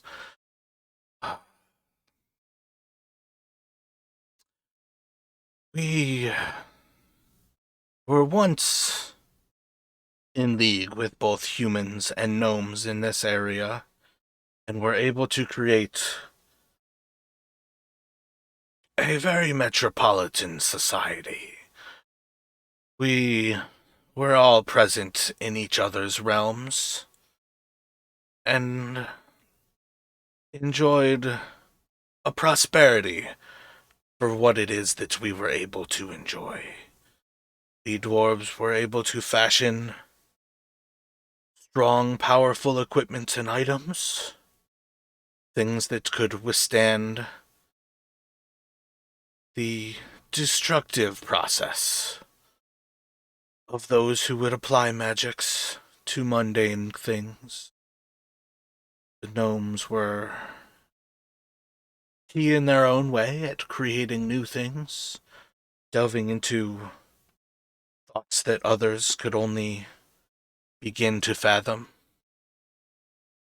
I believe anybody who knew what we were approaching for, be it from greed or lust for power, might try to stop us from doing it once again. I could see the cult. The cult. My mind is hazy. Do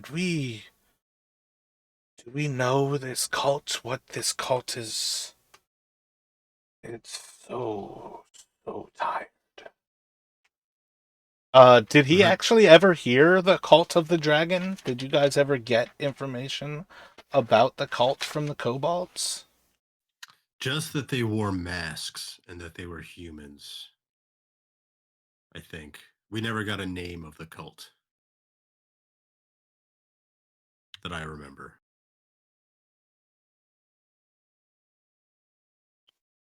Yeah, no, I can't remember anything about the name either.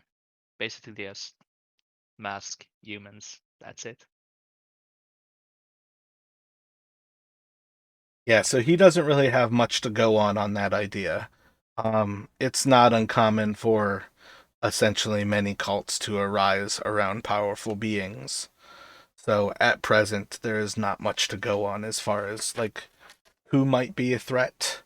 Um, but again, that is a little bit more information for you that at one point the humans, the dwarves, and the gnomes worked together. And this city that they are looking for was essentially a place for the creation and invention of magical items. Yeah, that makes Jason recall the gnome-sized equipment he saw back at the Lion Shield Coster, and he wonders whether the gnomes might be whether the rock seekers are. I mean, he's not going to say any of this out loud. He's just going to sort of thinking this. But seeing how tired Gundren is, he might suggest that maybe they get some rest and suggest that perhaps Justin, the party could perhaps head back up towards the Goblin Caves tomorrow to see if they can get any more specific information. If we can get information from the goblin, I think that might be the fouler of paths to take. But it may be the way to save my brothers. Otherwise, I'm not sure where we would go from there. But it is good to know that on some level, these goblins may be the ones who have signs of my brothers. Had you mentioned me when they told you about the fat one? Were they using you? Are goblins smart enough to use a human? They did come up with a plan to deceive that bugbear, and so they got some sort of intelligence about them. But for what it's worth, we didn't hear them mention anything of dwarves or of you in particular. A Yeah. deception within the present time frame is simple and easily a part of the goblin's life. A deception played across many days is much more complex than perhaps a normal goblin. Perhaps there is a goblin ready to challenge a bugbear. This is much to think about. I don't know if we should go after these goblins or if we should try to parley with them. I don't know if we can trust goblins to speak with them, or if we must be ready to kill them all. But it seems like we may have no choice than to try to go after them. Where are the others? Where's the one so adept with his fists? Brunt, sadly, is no longer with us. He fell to an attack by, I don't know, would Justin know Bloodhawks or just very large red hawks? I feel like at very least you heard Edermath respond that they were Bloodhawks when he saw the feathers. Okay. Yeah, so he'll say that they came under attack, sort of in the forests on the way up towards the mountains from a large flock of bloodhawks, and sadly, Bront fell, and we weren't able to save him. He lies. Lady Gariel is tending to his body over at the temple. Does not bode well, but perhaps we will be able to manage ourselves. How many goblins would you say there are? Shit. 10, 8, 9, maybe 10, right? Recall seeing at least, I want to say seven or eight. I believe we had, before the cessation of hostilities, I believe we had killed 5 or 6, but there were at least, I want to say at least 7 or 8, and that's not to say that's all of them remaining. If you saw 7 to 10, I would assume that there are 14 to 20. Yeah, there were when we were walking in there about to kill Clark. There were a bunch still left in there, walking in the rafters, up higher in the cave. I remember that. So there's probably a Yeah. shit ton more in there. Yeah, recall 4 escorting us and then 3 bringing Edrin's body back. But I think, yeah, Gundren, I think you're right. We should assume there were maybe perhaps at least that many more throughout the rest of the caves. They were carrying your body? I feel like that's the first time you've mentioned that Edrin had fallen. Yeah, I think I just said like we had been in a tight spot before that, um, so yeah, Jasnal sort of motion towards Edrin, and that Edrin fought bravely, but a couple goblin arrows found him, and um, the goblins were threatening his life, which forced us to stop fighting. At which point, that's the point when the goblins pressed us into helping them to kill Clark. Very, very strange situation all around, I must say.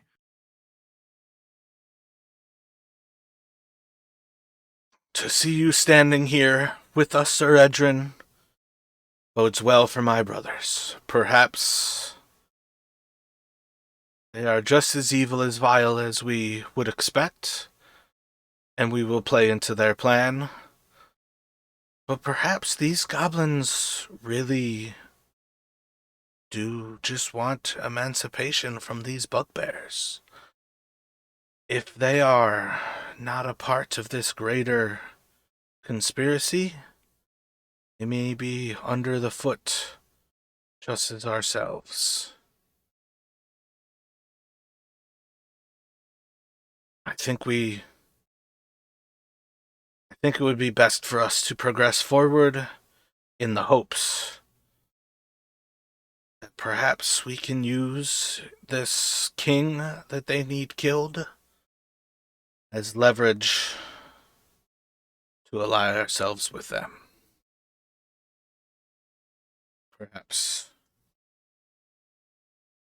Perhaps we four will be enough. We can find Tharden at last. All right.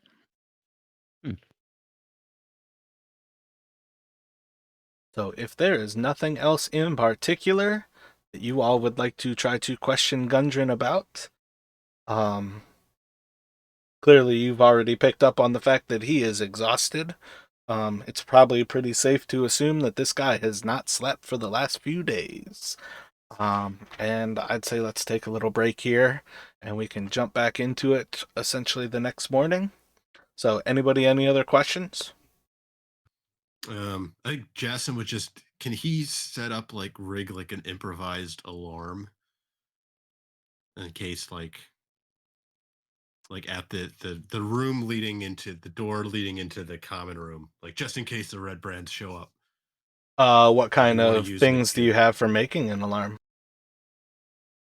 So he's got a little, so is in his burglar's pack, he's got a bell and he's got some string. So he was thinking that he's going to sort of put one of the tables near the door, set the bell on the edge of that, and then tie some string around that, and then tie some string around the doorknob, so that, assuming there's a doorknob rather than, or like, so that if the door opens, that motion will knock the bell off of the table and hopefully alert anybody sleeping that somebody's trying to get in. So I don't tend to have thieves where I have a burglar's kit, but my absolute favorite gear to purchase when I stop off at an adventuring gear place is to get a bell and some fishing tackle and do that exact same thing when I go to sleep. That's one of the reasons why I ask things like that when you guys are at places like Barthen's, is because eventually once you have gold, I think like a bell is like a silver piece and a fishing tackle set is like 5 silver. It is absolute nothing to have a safer source of sleeping abilities. Yeah. But yeah, you can most certainly set up something like that. You all presently essentially have 3 different rooms rented inside of the Stonehill Inn. You all still have the 4-person bunk that you originally stayed in on the west side of this little area. And then you've got the 2-person bunk that you guys have like rear access to. And then you now have access to Gundren's room where he presently is. But if you would like to put the bell on that front door, it's not specifically set up where there's like actually door handles. They're far closer to like old Western saloon style doors. But you did see that Toblin had uh, locked it with like a an iron bar that's just like almost like a barn door style where it latches across to lock shut. But essentially, you've seen that it seems like all of the entrances of this place lock, but you are more than welcome to set an extra little bit by having a bell alarm hooked up to any of those doors that you would like to. Yeah, he's paranoid after their run-in with the red brand, so so he'd probably suggest that the three of them stick in the same room for the night. Well, Um, for what it's worth, I'm going to vaguely hand wave across that the other three are essentially asleep in the rooms already. Um, okay. that's I one mean, of if those there's a things that's just terrible about being so low level, having to invoke my pocket dimension bartender. But at the same time, I'd rather prefer just have them actually be here, just not really present. right, okay.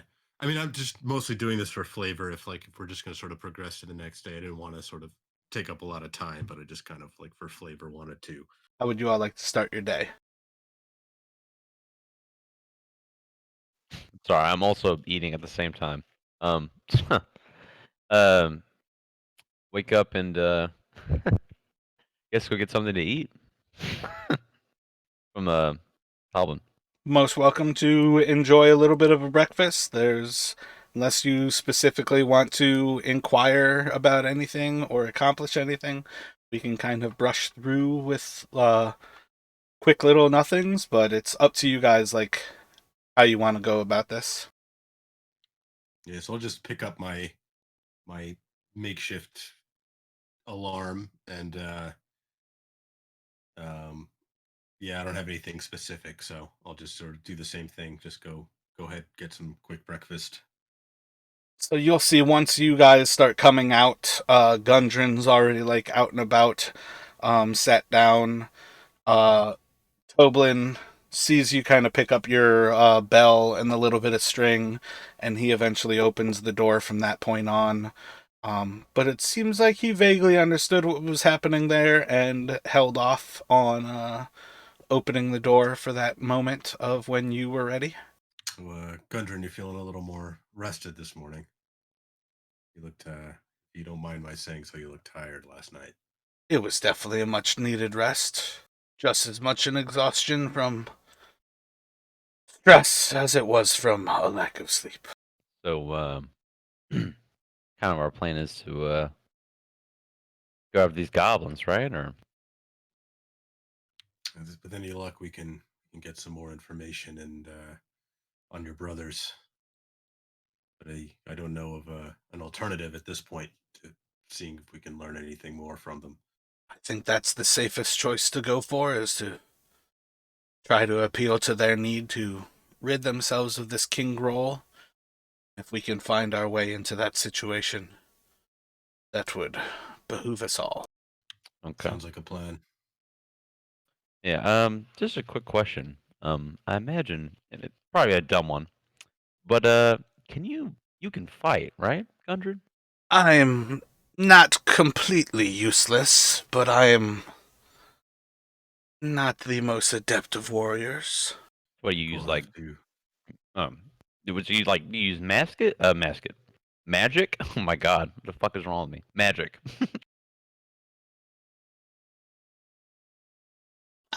Some people have accused me of using magic in the past. And he kind of like steps off to his room and he comes back out with a battle axe about the size of himself. The blades of the axe kind of roughly shoulder to shoulder in width. Okay. Well, yeah, that's nice. Yeah. Just thought I'd ask before we go on this little journey here. At least we can you can count on you to defend yourself to some degree. Yeah, I've warned you all in the past, I do not play DMPCs. he will effectively be a coward and completely useless on making decisions. So if you try to lean into him, he will fail you. All right. This Sounds like is just your like game. It is not my game. Okay. Like, All right. the only reason that you are gaining access to Gundren at this point is because people are missing, and that's about the only reason that he will show up on any level to fight. Duly noted. Yeah, so Jason will just say, maybe he can take the lead on the approach since he, like he said, he established sort of a very crude, basic messaging system. So he can maybe, they might be able to get a sense of how relatively safe it is to approach once they get a little bit closer. Yeah, I'll probably probably hang towards the back since I don't have a really good, relationship with them. But I don't know. We'll see. We'll see. We'll work it out. What is this messaging system that you have with these goblins? So we were able to work out several symbols that they could leave in the dirt. One to warn us if this King Groll is at the caves. Another to hopefully keep them from attacking us on sight. A way to indicate sort of that it's us approaching. Given that the last two times we approached, they started loosing arrows at us before we could do anything. So, still, given that, I would say we should proceed cautiously. Interesting.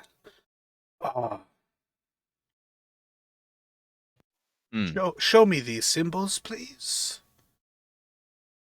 And I don't know if you wrote them down, but you can effectively narrate that you show him the symbols. If you'd like. So he'll he'll I think I remember like the first one was sort of like a sickle on its side with a vertical line through it, almost like creating a cross. Yep, that was halt. And that was, I think, that was for halt. And then the second one was sort of like a box with a dot in it, and then a tuning fork with like the two tines of the tuning fork descending down on each side of the box. And that was for dangerous. You would gather pretty quickly that as you are drawing these, Gundren very much understands exactly what you are drawing. Okay.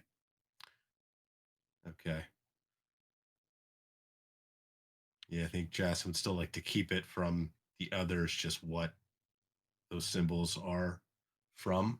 But so he'll know that Gundren knows them. So so you'd just see kinda as he read it kind of right like now. just like rubs like a bit of his sleeve like across like the wood where, even if it was just like the oil of your fingers, it's just like smudged a little bit further into the table to further clear it, regardless of kind of how you drew them. I believe with full bellies, we should all be on our ways. I gotta do one quick thing before we go. So, Tyro's gonna stand up and walk over to Toblin and ask him, hey, yeah, I know we kind of talked about this before.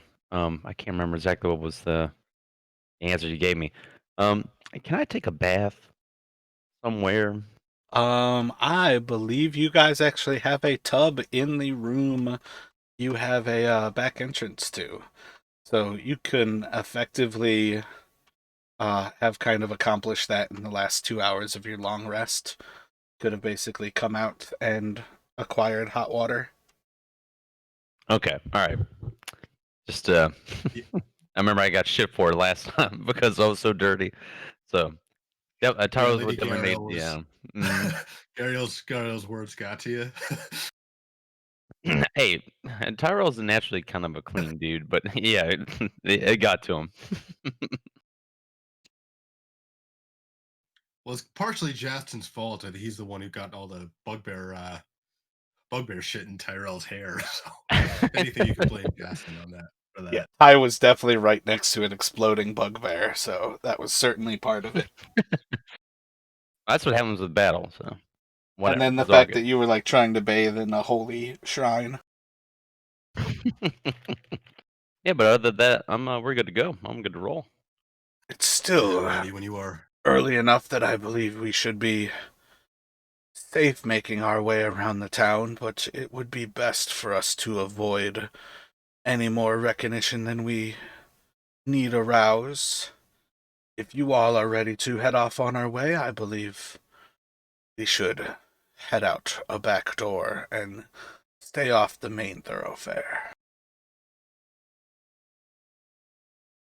It sounds prudent.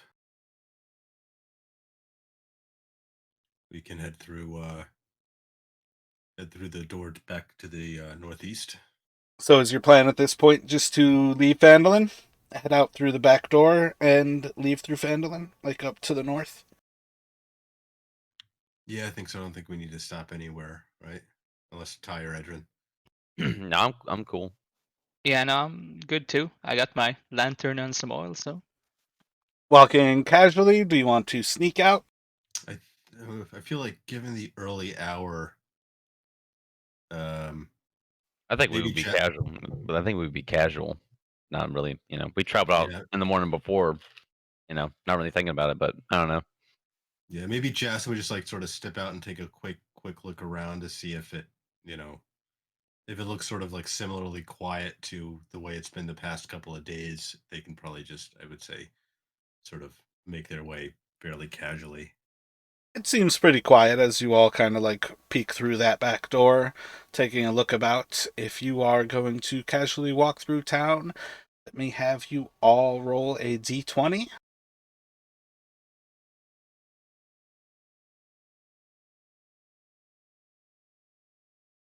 What the fuck? You tried. I rolled a 4. So you are able to. I like use the d4 as the possible chance of an encounter. So anything under 4 was a potential, and it was a 25% potential. So it was pretty well done there, Ty. So as you all kind of progress through town, it seems pretty solid. Seems pretty simple as you kind of like go to like walk to the southeast of Barthens and like make your way through that last little bit of the ruined wall of Phandalin. You do spot there appears to be some guards who are kind of like lounging on that little crossroad towards the Ettermath Orchard and the road out of town. And quick little bit of notice of them, you're able to kind of divert yourselves to the east a little bit more. You pass through like those hillocks in kind of like the northeast area, and you just kind of meet up with the road a little bit further to the north here. But you all are able to successfully leave the town of Phandalin unnoticed and progress on your way back towards the goblin camp.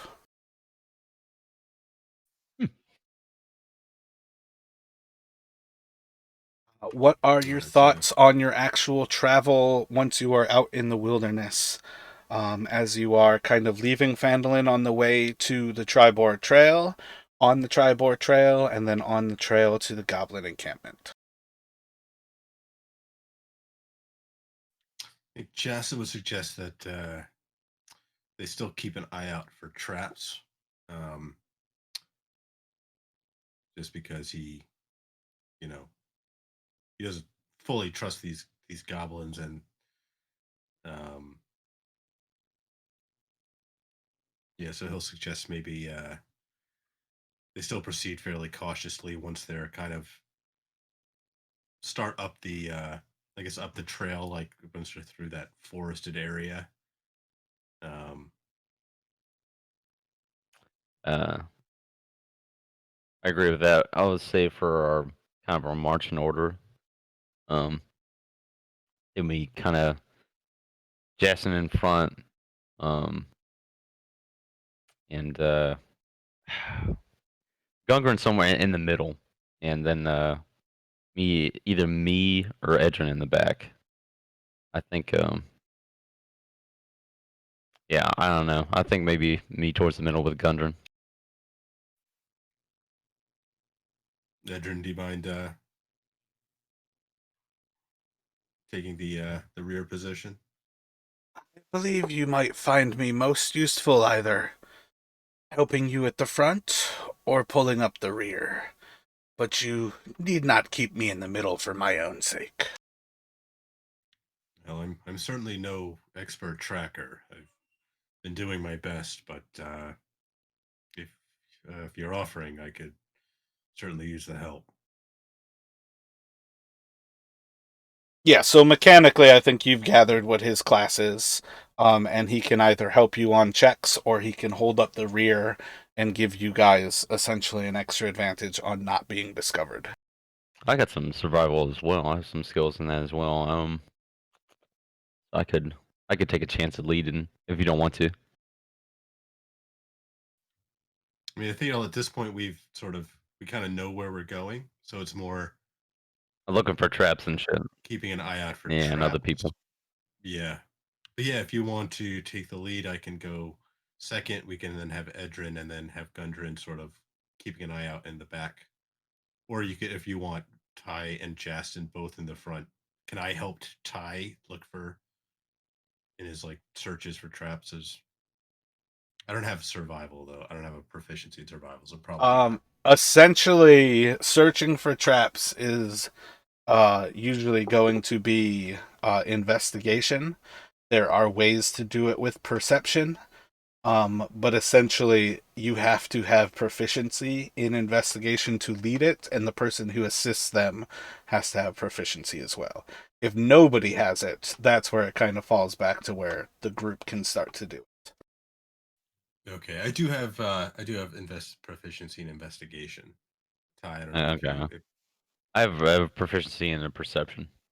So, Edrin has proficiency in investigation too, actually. okay. So, Yeah, so you guys could essentially progress forward with Yastin and Edrin in the front, either or leading and the other either assisting or looking as well. And that way, either both of you can roll or one of you can roll with advantage. Whoever has advantage is essentially leading the party. The other option, and that would leave like Gundren at the rear of the party. yeah, I don't know. I feel leery having Edrin at the front, but if he wants to give it a shot, I'm not going to stop him. Well, I would say his investigation better be a whole lot better than yours because it is essentially the brunt of any traps that you might miss would be directed directly into Edrin. Yeah, so maybe Edrin, you want to kind of like hang back just a little bit and assist me. Yeah, that sounds better. Just help me out if I fall into a pit trap. Actually, did we get rope? If anyone did fall in a pit trap? Depending on I've what your got, starting backpacks are, you guys should all have rope. Yeah, I've got 50 feet of hempen rope. same. I think most of the starter packs have it. Like I think like the burglary one, the explorers pack, engineers pack.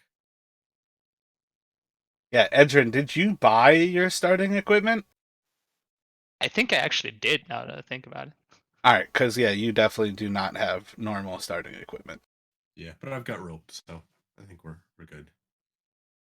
All right. So you all have a pretty uneventful trip out of Phandalin.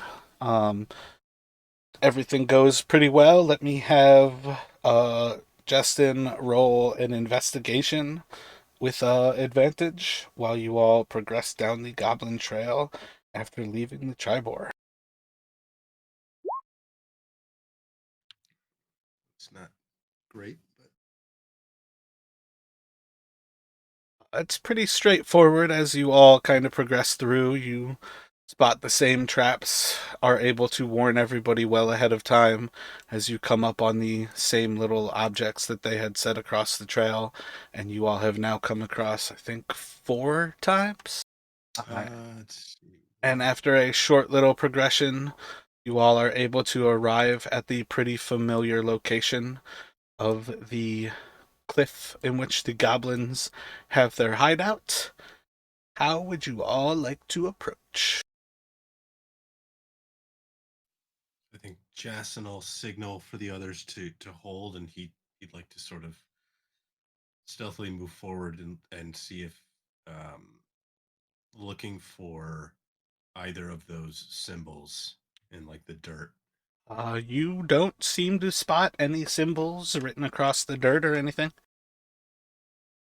Hmm. Do I see anybody outside, or like, maybe like hiding out or anything outside of the cave? At present, it would just be Justin approaching right now. Oh, okay, okay. I probably should have set up something that I could signal to them, but I don't think I did. I don't think we got any of their names either, right? I think they mentioned one goblin named like Endig or something, but that was the one that had gone to the castle. Uh, So maybe well, Jason's just gonna have to risk kind of approaching cautiously. Maybe he'll make some if he can like use his hands sort of facing towards the clearing, or the not the woods on the east side of the stream where the goblin sort of lookouts had been before. He's going to using his thieves cant try and make some symbols to sort of get across like a basic message of like parley, no threat. And then he'll kind of, after doing that, he's gonna sort of wait a few minutes to see if there's any response. Make a performance with advantage. Crushing. I think this is the most natural 20s I've rolled in a single session ever. Yeah, dice rollers be damned.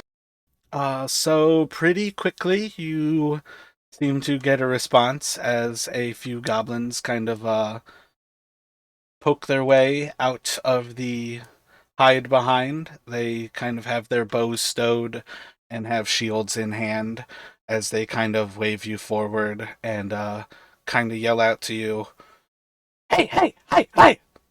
No danger! No kill! No hurt goblin!" No hurt goblin. Um,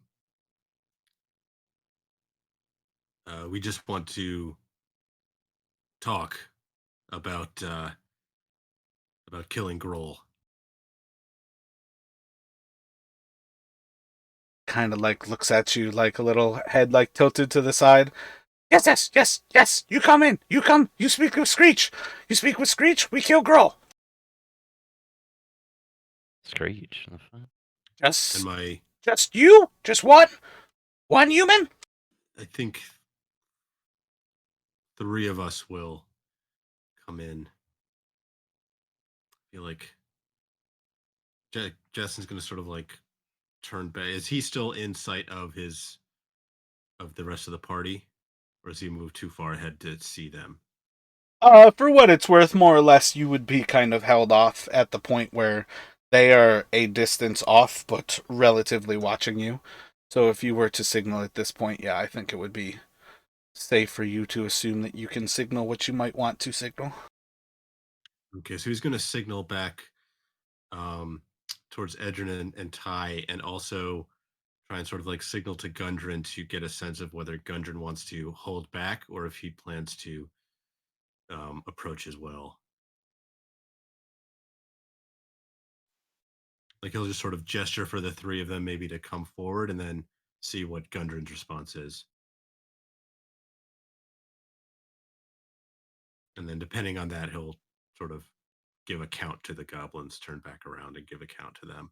I think when you would look back, you would see where you would look for your friends, you see signs of both Edrin and Tyrell, but you do not currently see any sign of Gundren. Okay, so he's going to turn back to the goblins and say, three of us, me and two friends, all know kill goblins. Three, yes, yes. Zoil. 3, see Screech, come, get them. And Okay, so 2 more Jess will turn goblins back will. again and. Sorry, didn't mean to cut you off. No, you're good. 2 more goblins kind of come out from the actual cave, and then they kind of walk you down, and then the other 2 goblins kind of drop back off into the hide. Okay, and I'm assuming Edrin and Ty have sort of responded to his gestures to sort of join him. Yeah. Yeah, I was gonna say I'll start moving up. Yeah, same here. So you all can Okay, progress so they'll, forward. The goblins seem to be peacefully inviting you into the cave. So Justin's gonna ask, who is Screech? Screech is our leader. Goblin. Yes. As a question. And no bugbears here. No, this is just goblins. Cragmaw! All right.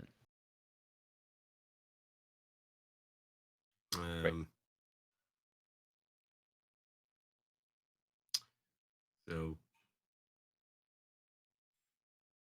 Oh, my bad. Did I actually? Yeah, I guess. Oh yeah, shit. I'm like dragging your tokens out, and I'm like moving around goblins, and I didn't actually drag you across to the new map.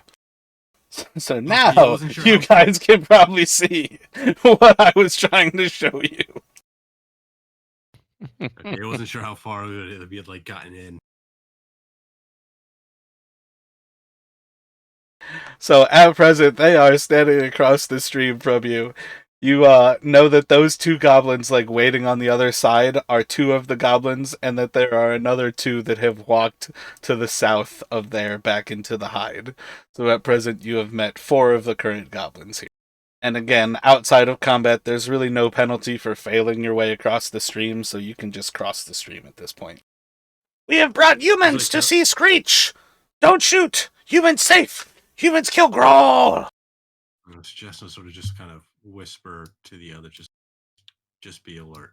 It is dark in here, so you guys cannot see anything at present. I'm gonna try and light a torch. Yeah, You Edrin can- is gonna light his lantern. You can most certainly do those things. Cool. Which, let's see, I don't have a traditional lantern set up right now, but you can drag the torch to yourself, and that should give you light like that.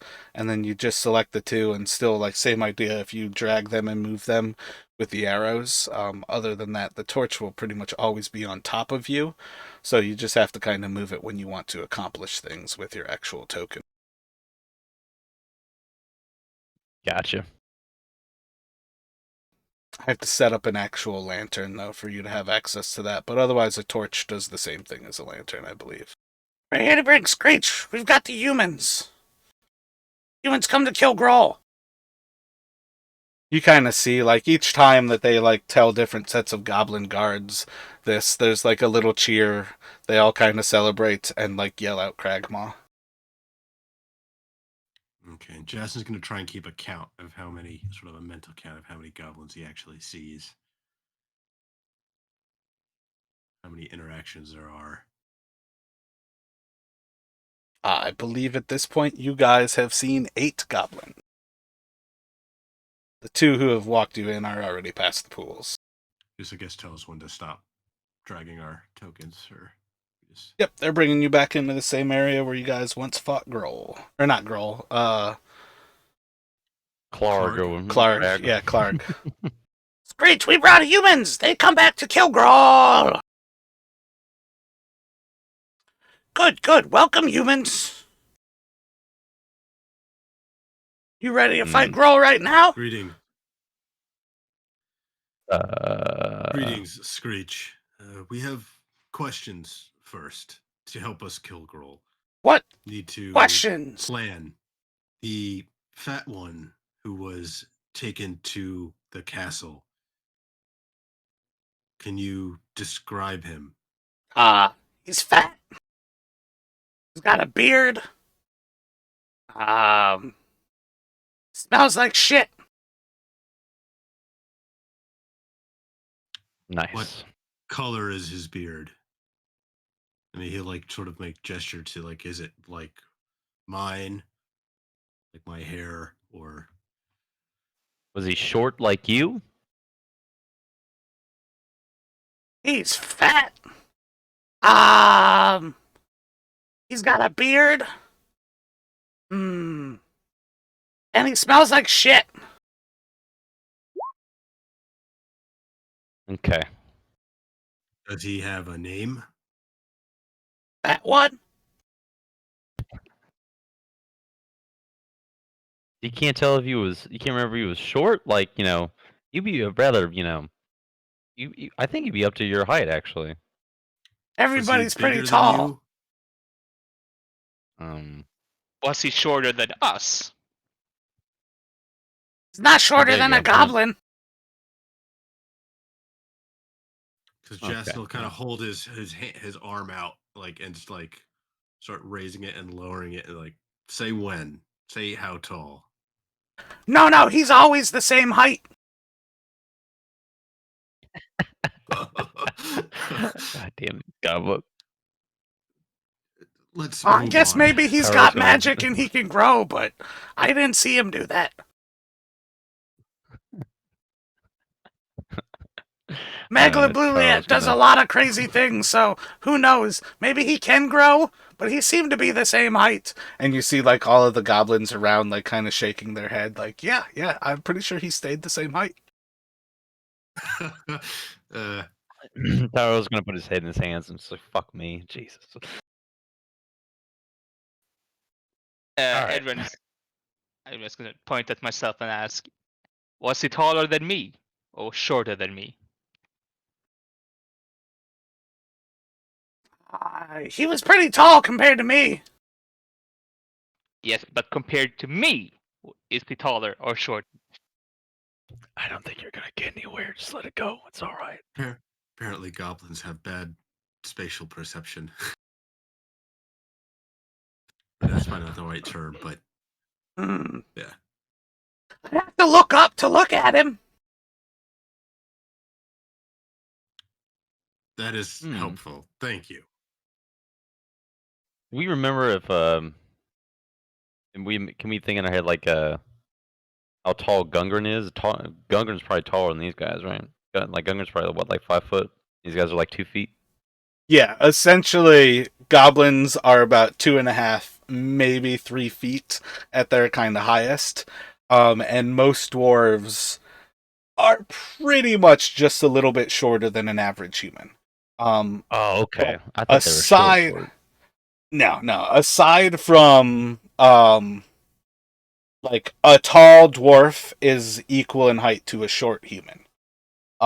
So the goal of trying to get a goblin to tell you who is taller or shorter is not going to get achieved because their races are a little bit too close, and that's part of why dwarves enjoy a little bit more leeway going through a human world, because they are more or less only kind of given away by the dwarvish women.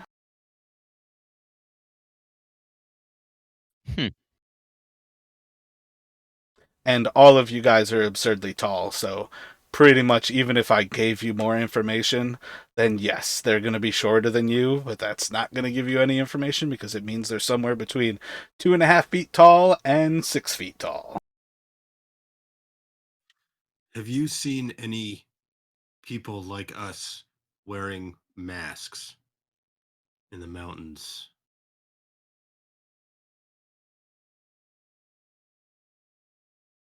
Mm. Let me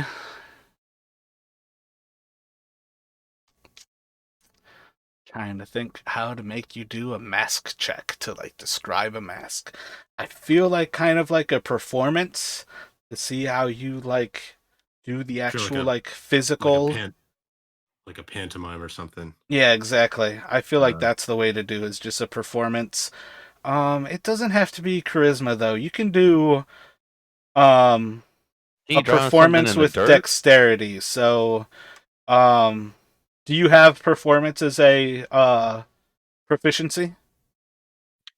No, so it's just a Yeah, it's so just a just a +2 dexterity with check. It's my almost charisma bonus. no, no, no. I'll have it as an actual dexterity because it's like your ability to like pantomime it with your hand. Right. Okay, so yeah, so it'd just be a dexterity check. Okay.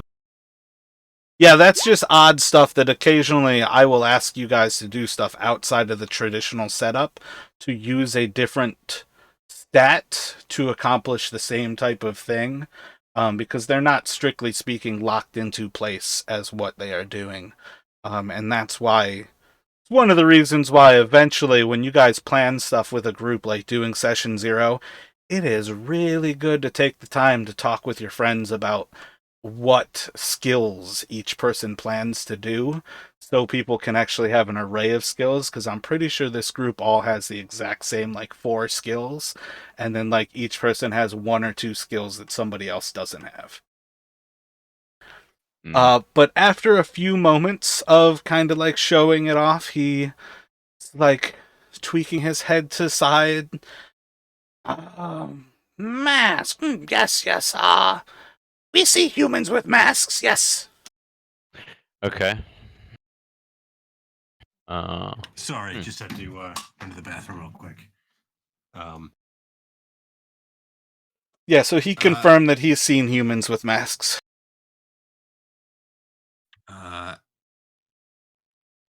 Where did you see them? Mountains, near here, far from here? Mm-hmm. Screech can't remember. I think. I think we saw. I don't know. I've seen humans with masks, but I don't remember where. I think humans always wear masks. No, no, no. Humans don't always wear masks.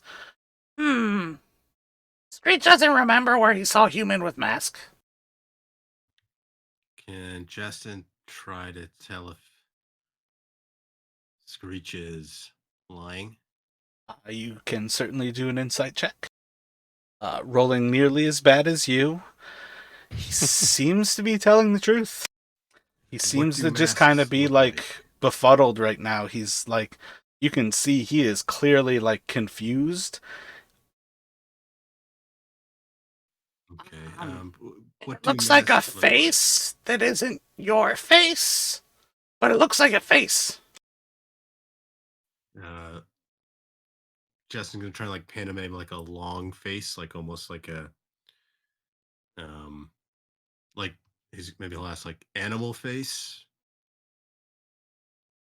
I think you can make a mask out of any face. Good lord. Goodness. What color were the masks? What color is a mask? It's whatever color that you make it. Okay. Did it look like? Was I'm it just going to shiny? throw it out there that you guys are trying to get information from a goblin, and 1, that is absolutely hilarious, but 2, I have rolled absolutely like shit for this goblin to recall anything. So, again, if you watch the video and see some of these rolls, that alone is hilarious, but it is extra hilarious what you are trying to get out of this goblin. I was about to say. Last thing I was gonna ask was it shiny? Was there anything shiny on him? Oh, yeah, I think humans have a lot of shinies, but we didn't steal it. Hmm. We usually don't steal from people.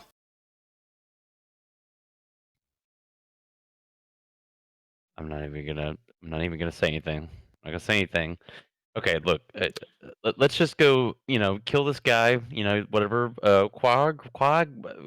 Whatever his name is, and we'll go kill him. Where Okay? is Grohl's castle? How far from here? Yeah. The castle is in, the woods. It's, maybe like a day? It's, north. We go north, and, big castle. It's in the forest. There's trees. Yeah, I think it's about a day from here.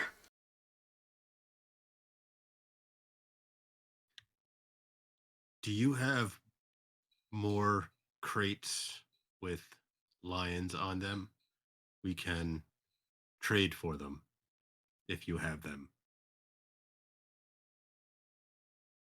I think we gave you all the crates last time. We killed Listen, we killed. God damn it, Clark. We killed Clark, and we take all the shinies, and you guys took the big heavy stuff. Not our yeah. fault that you chose poorly. I think it's another group that probably has the other boxes, my man. Okay. Or it's probably maybe at the castle or some shit. I don't know. We just gotta get over there.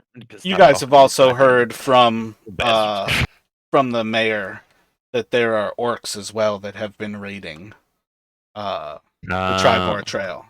So it's not just goblins who might have taken this shit. You just also have already found a little bit of loot from the goblins. Right. Okay. Yeah, I just thought I should ask.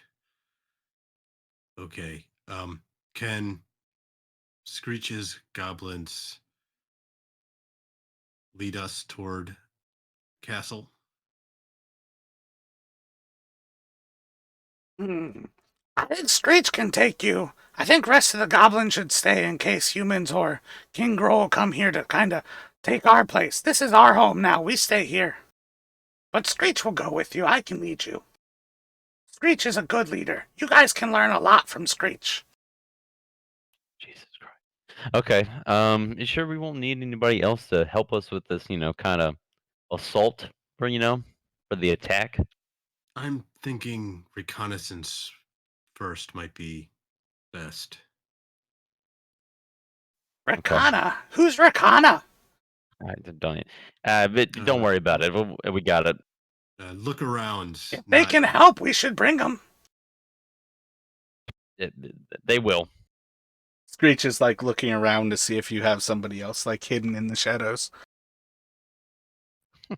Today Yeah, we'll meet them just- along the way. Oh, okay. We meet Rakana later. Okay. Yeah. Yes, you'll like Rakana. All right. Well. Edrin and Ty. It's Justin like kind of turn towards Edrin and Ty and ask if they have questions, if he's forgetting anything. So it's just the one guy. It's just the one guy we got to kill. How many people are at this castle? Do you know, Screech? No people. How many No goblins? people. There you go. There we go. How many bugbears? There's probably some goblins. There's, 2 bugbears. And he holds up 5 fingers. And, I think there's, 3 hobgoblins. And he holds up 4 fingers. Do you know goblins at castle? Do goblins at castle serve Grohl or serve Screech? You think all goblins know each other? Come on, be serious. Yeah, you're racist. No. But I know all the We don't goblins want there. We don't want to kill goblins if we don't have to at castle. Can you help us make them not attack us? make him go away. If we can be tricksy and stealthy, yes. If orcs are there, we're fucked. But if it's just the hobgoblins and goblins, we can kill King Grohl without any problem. It all depends who's at the castle. The castle's got a lot of people there. Okay, so maybe for now we just go look, figure out, attack later. Yeah, the orcs are there. We can just wait it out until they leave, and then kill everybody and stuff. Yes, we want to see castle first. Need good plan to kill Grohl. And they can Edrin and Ty can tell that this way of talking is grating on Justin. I see him straining. He's not used to, yeah. There's a vein in his head. Like, fuck. That's why I'm like, We can whatever, go let's see just the do it. castle, but we kind of need to kill King Grohl, and it might be dangerous to go if you're just going to see. It's it's not scenic. It's not a place to just go and enjoy yourself. It's a place for blood and killing. Is there secret way into castle? Secret tricksy way? It's got doors. Does it Let's have any hidden doors? Like some are hidden beneath rocks. Ooh, yeah. Let's go get those doors. Let's go see those doors.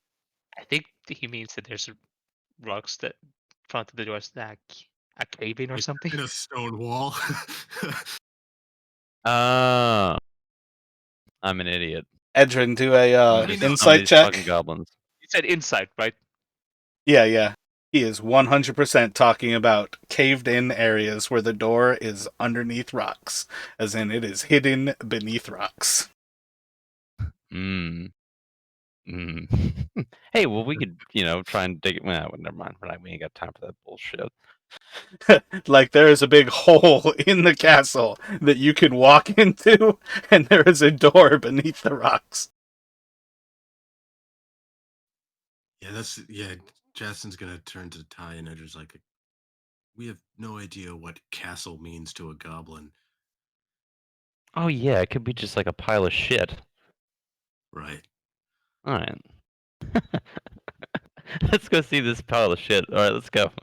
Come on, Screech, let's go. Screech, we go quiet. We go careful. Yes? My bad, I had to step away from a second. Screech is, he takes a moment, kind of says, yeah, I don't know if you guys know what quiet is, but yeah, we can definitely go quiet. Screech has to go see, little baby Screech, and then, afterwards we go. Screech, be right back. We see you soon. Excuse me, big human. And he kind of like pushes Ty out of the way.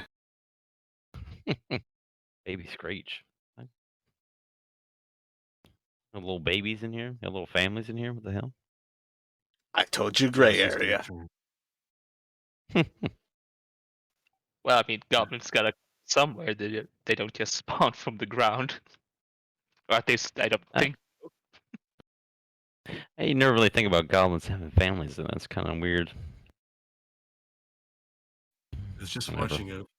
watching a video about some DM saying like they were, they would have their party, like they kill all the hill giants, and they find like the hill giant babies just sort of in the caves to make them feel bad for wiping everybody out. Oh yeah, I did that on Thanksgiving. My players like started off in this little one shot and they killed this giant, and the next like little section of the map that they explored, it was like blatantly the giant's kids. So Screech comes my back God. holding like a tiny little infant goblin.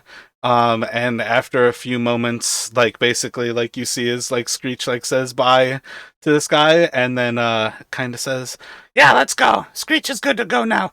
We go kill King Grohl. Woohoo! Okay. And Justin's gonna say to Edrin and Ty, like, maybe we don't let him think we're going to kill Kinkrel today, but let's just see what we find first. Yeah. Imagine we could convince him otherwise. As you leave, you do not see Screech anywhere. Screech. She's going to sort of call out. Yeah, what can I do for you? You hide too good for us. Yeah, humans are fucking stupid. I'll show you how to do your job. You can learn a lot from Screech. This you fucking make- goblin is pushing it. Can you make bird sound? And then Josh will sort of like make an, as an example, sort of make the simplest.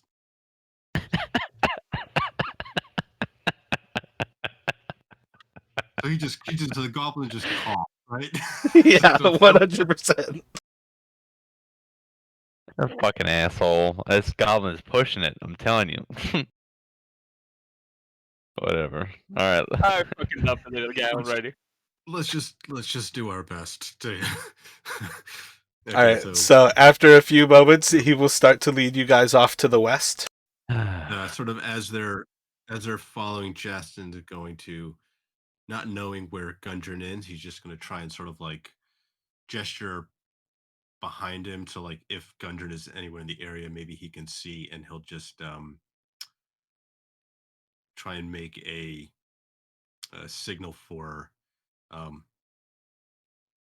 the symbols for like follow castle, and then hope Gundren will understand what he's referring to.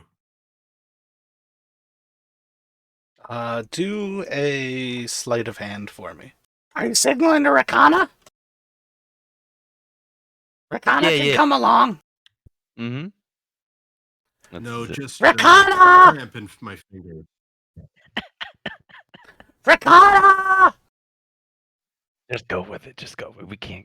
It's gonna be too much to try and tell him exactly what's going on. Rakana's shy.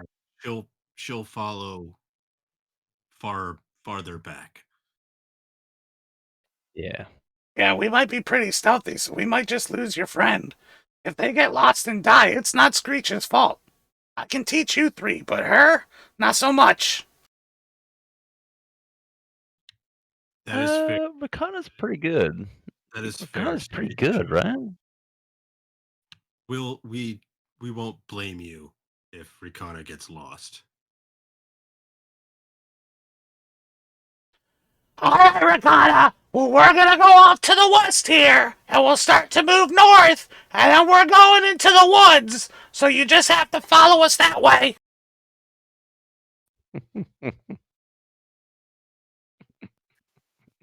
Does Screech even? I think I know where Screech got his name now. This is 100% one of my other players' PCs, and I have stolen the character. It's my absolute favorite goblin that I have ever encountered. I'm not saying that I am playing it as this other person, but it's just one of the coolest little characters that I've ever created. I've encountered his character as an NPC in his games in this area, and I love the idea of this being Screech's home. But yeah, you all can head off to the north. You kind of go west around this little area. It's 100% just like a kind of like a remnant, like rolling hill of the actual mountain range of the Sword Mountains, but is very much like separated and isolated from them, like more or less in the plain, sort of between the Tribor Trail and the Neverwinter Woods. But you guys kind of walk to the west of it, and then you start to head north. And let's see, if you zoom in on the map here, I will kind of mark this. I have a feeling that this is kind of the best place to stop, and we will kind of fake the rest of the party back into the group, heading on the way to actually get to the Cragmaw Castle. Yeah, I think I'd feel safer if we had a few more people. So I'm fine with stopping here. It's actually worked out pretty well, to be honest. for this to be the place we end. It's like right on time too. Yeah, and we can kind of just like recap for everybody else, next time we play, and then the actual sort of meat of it, we can have actually more people.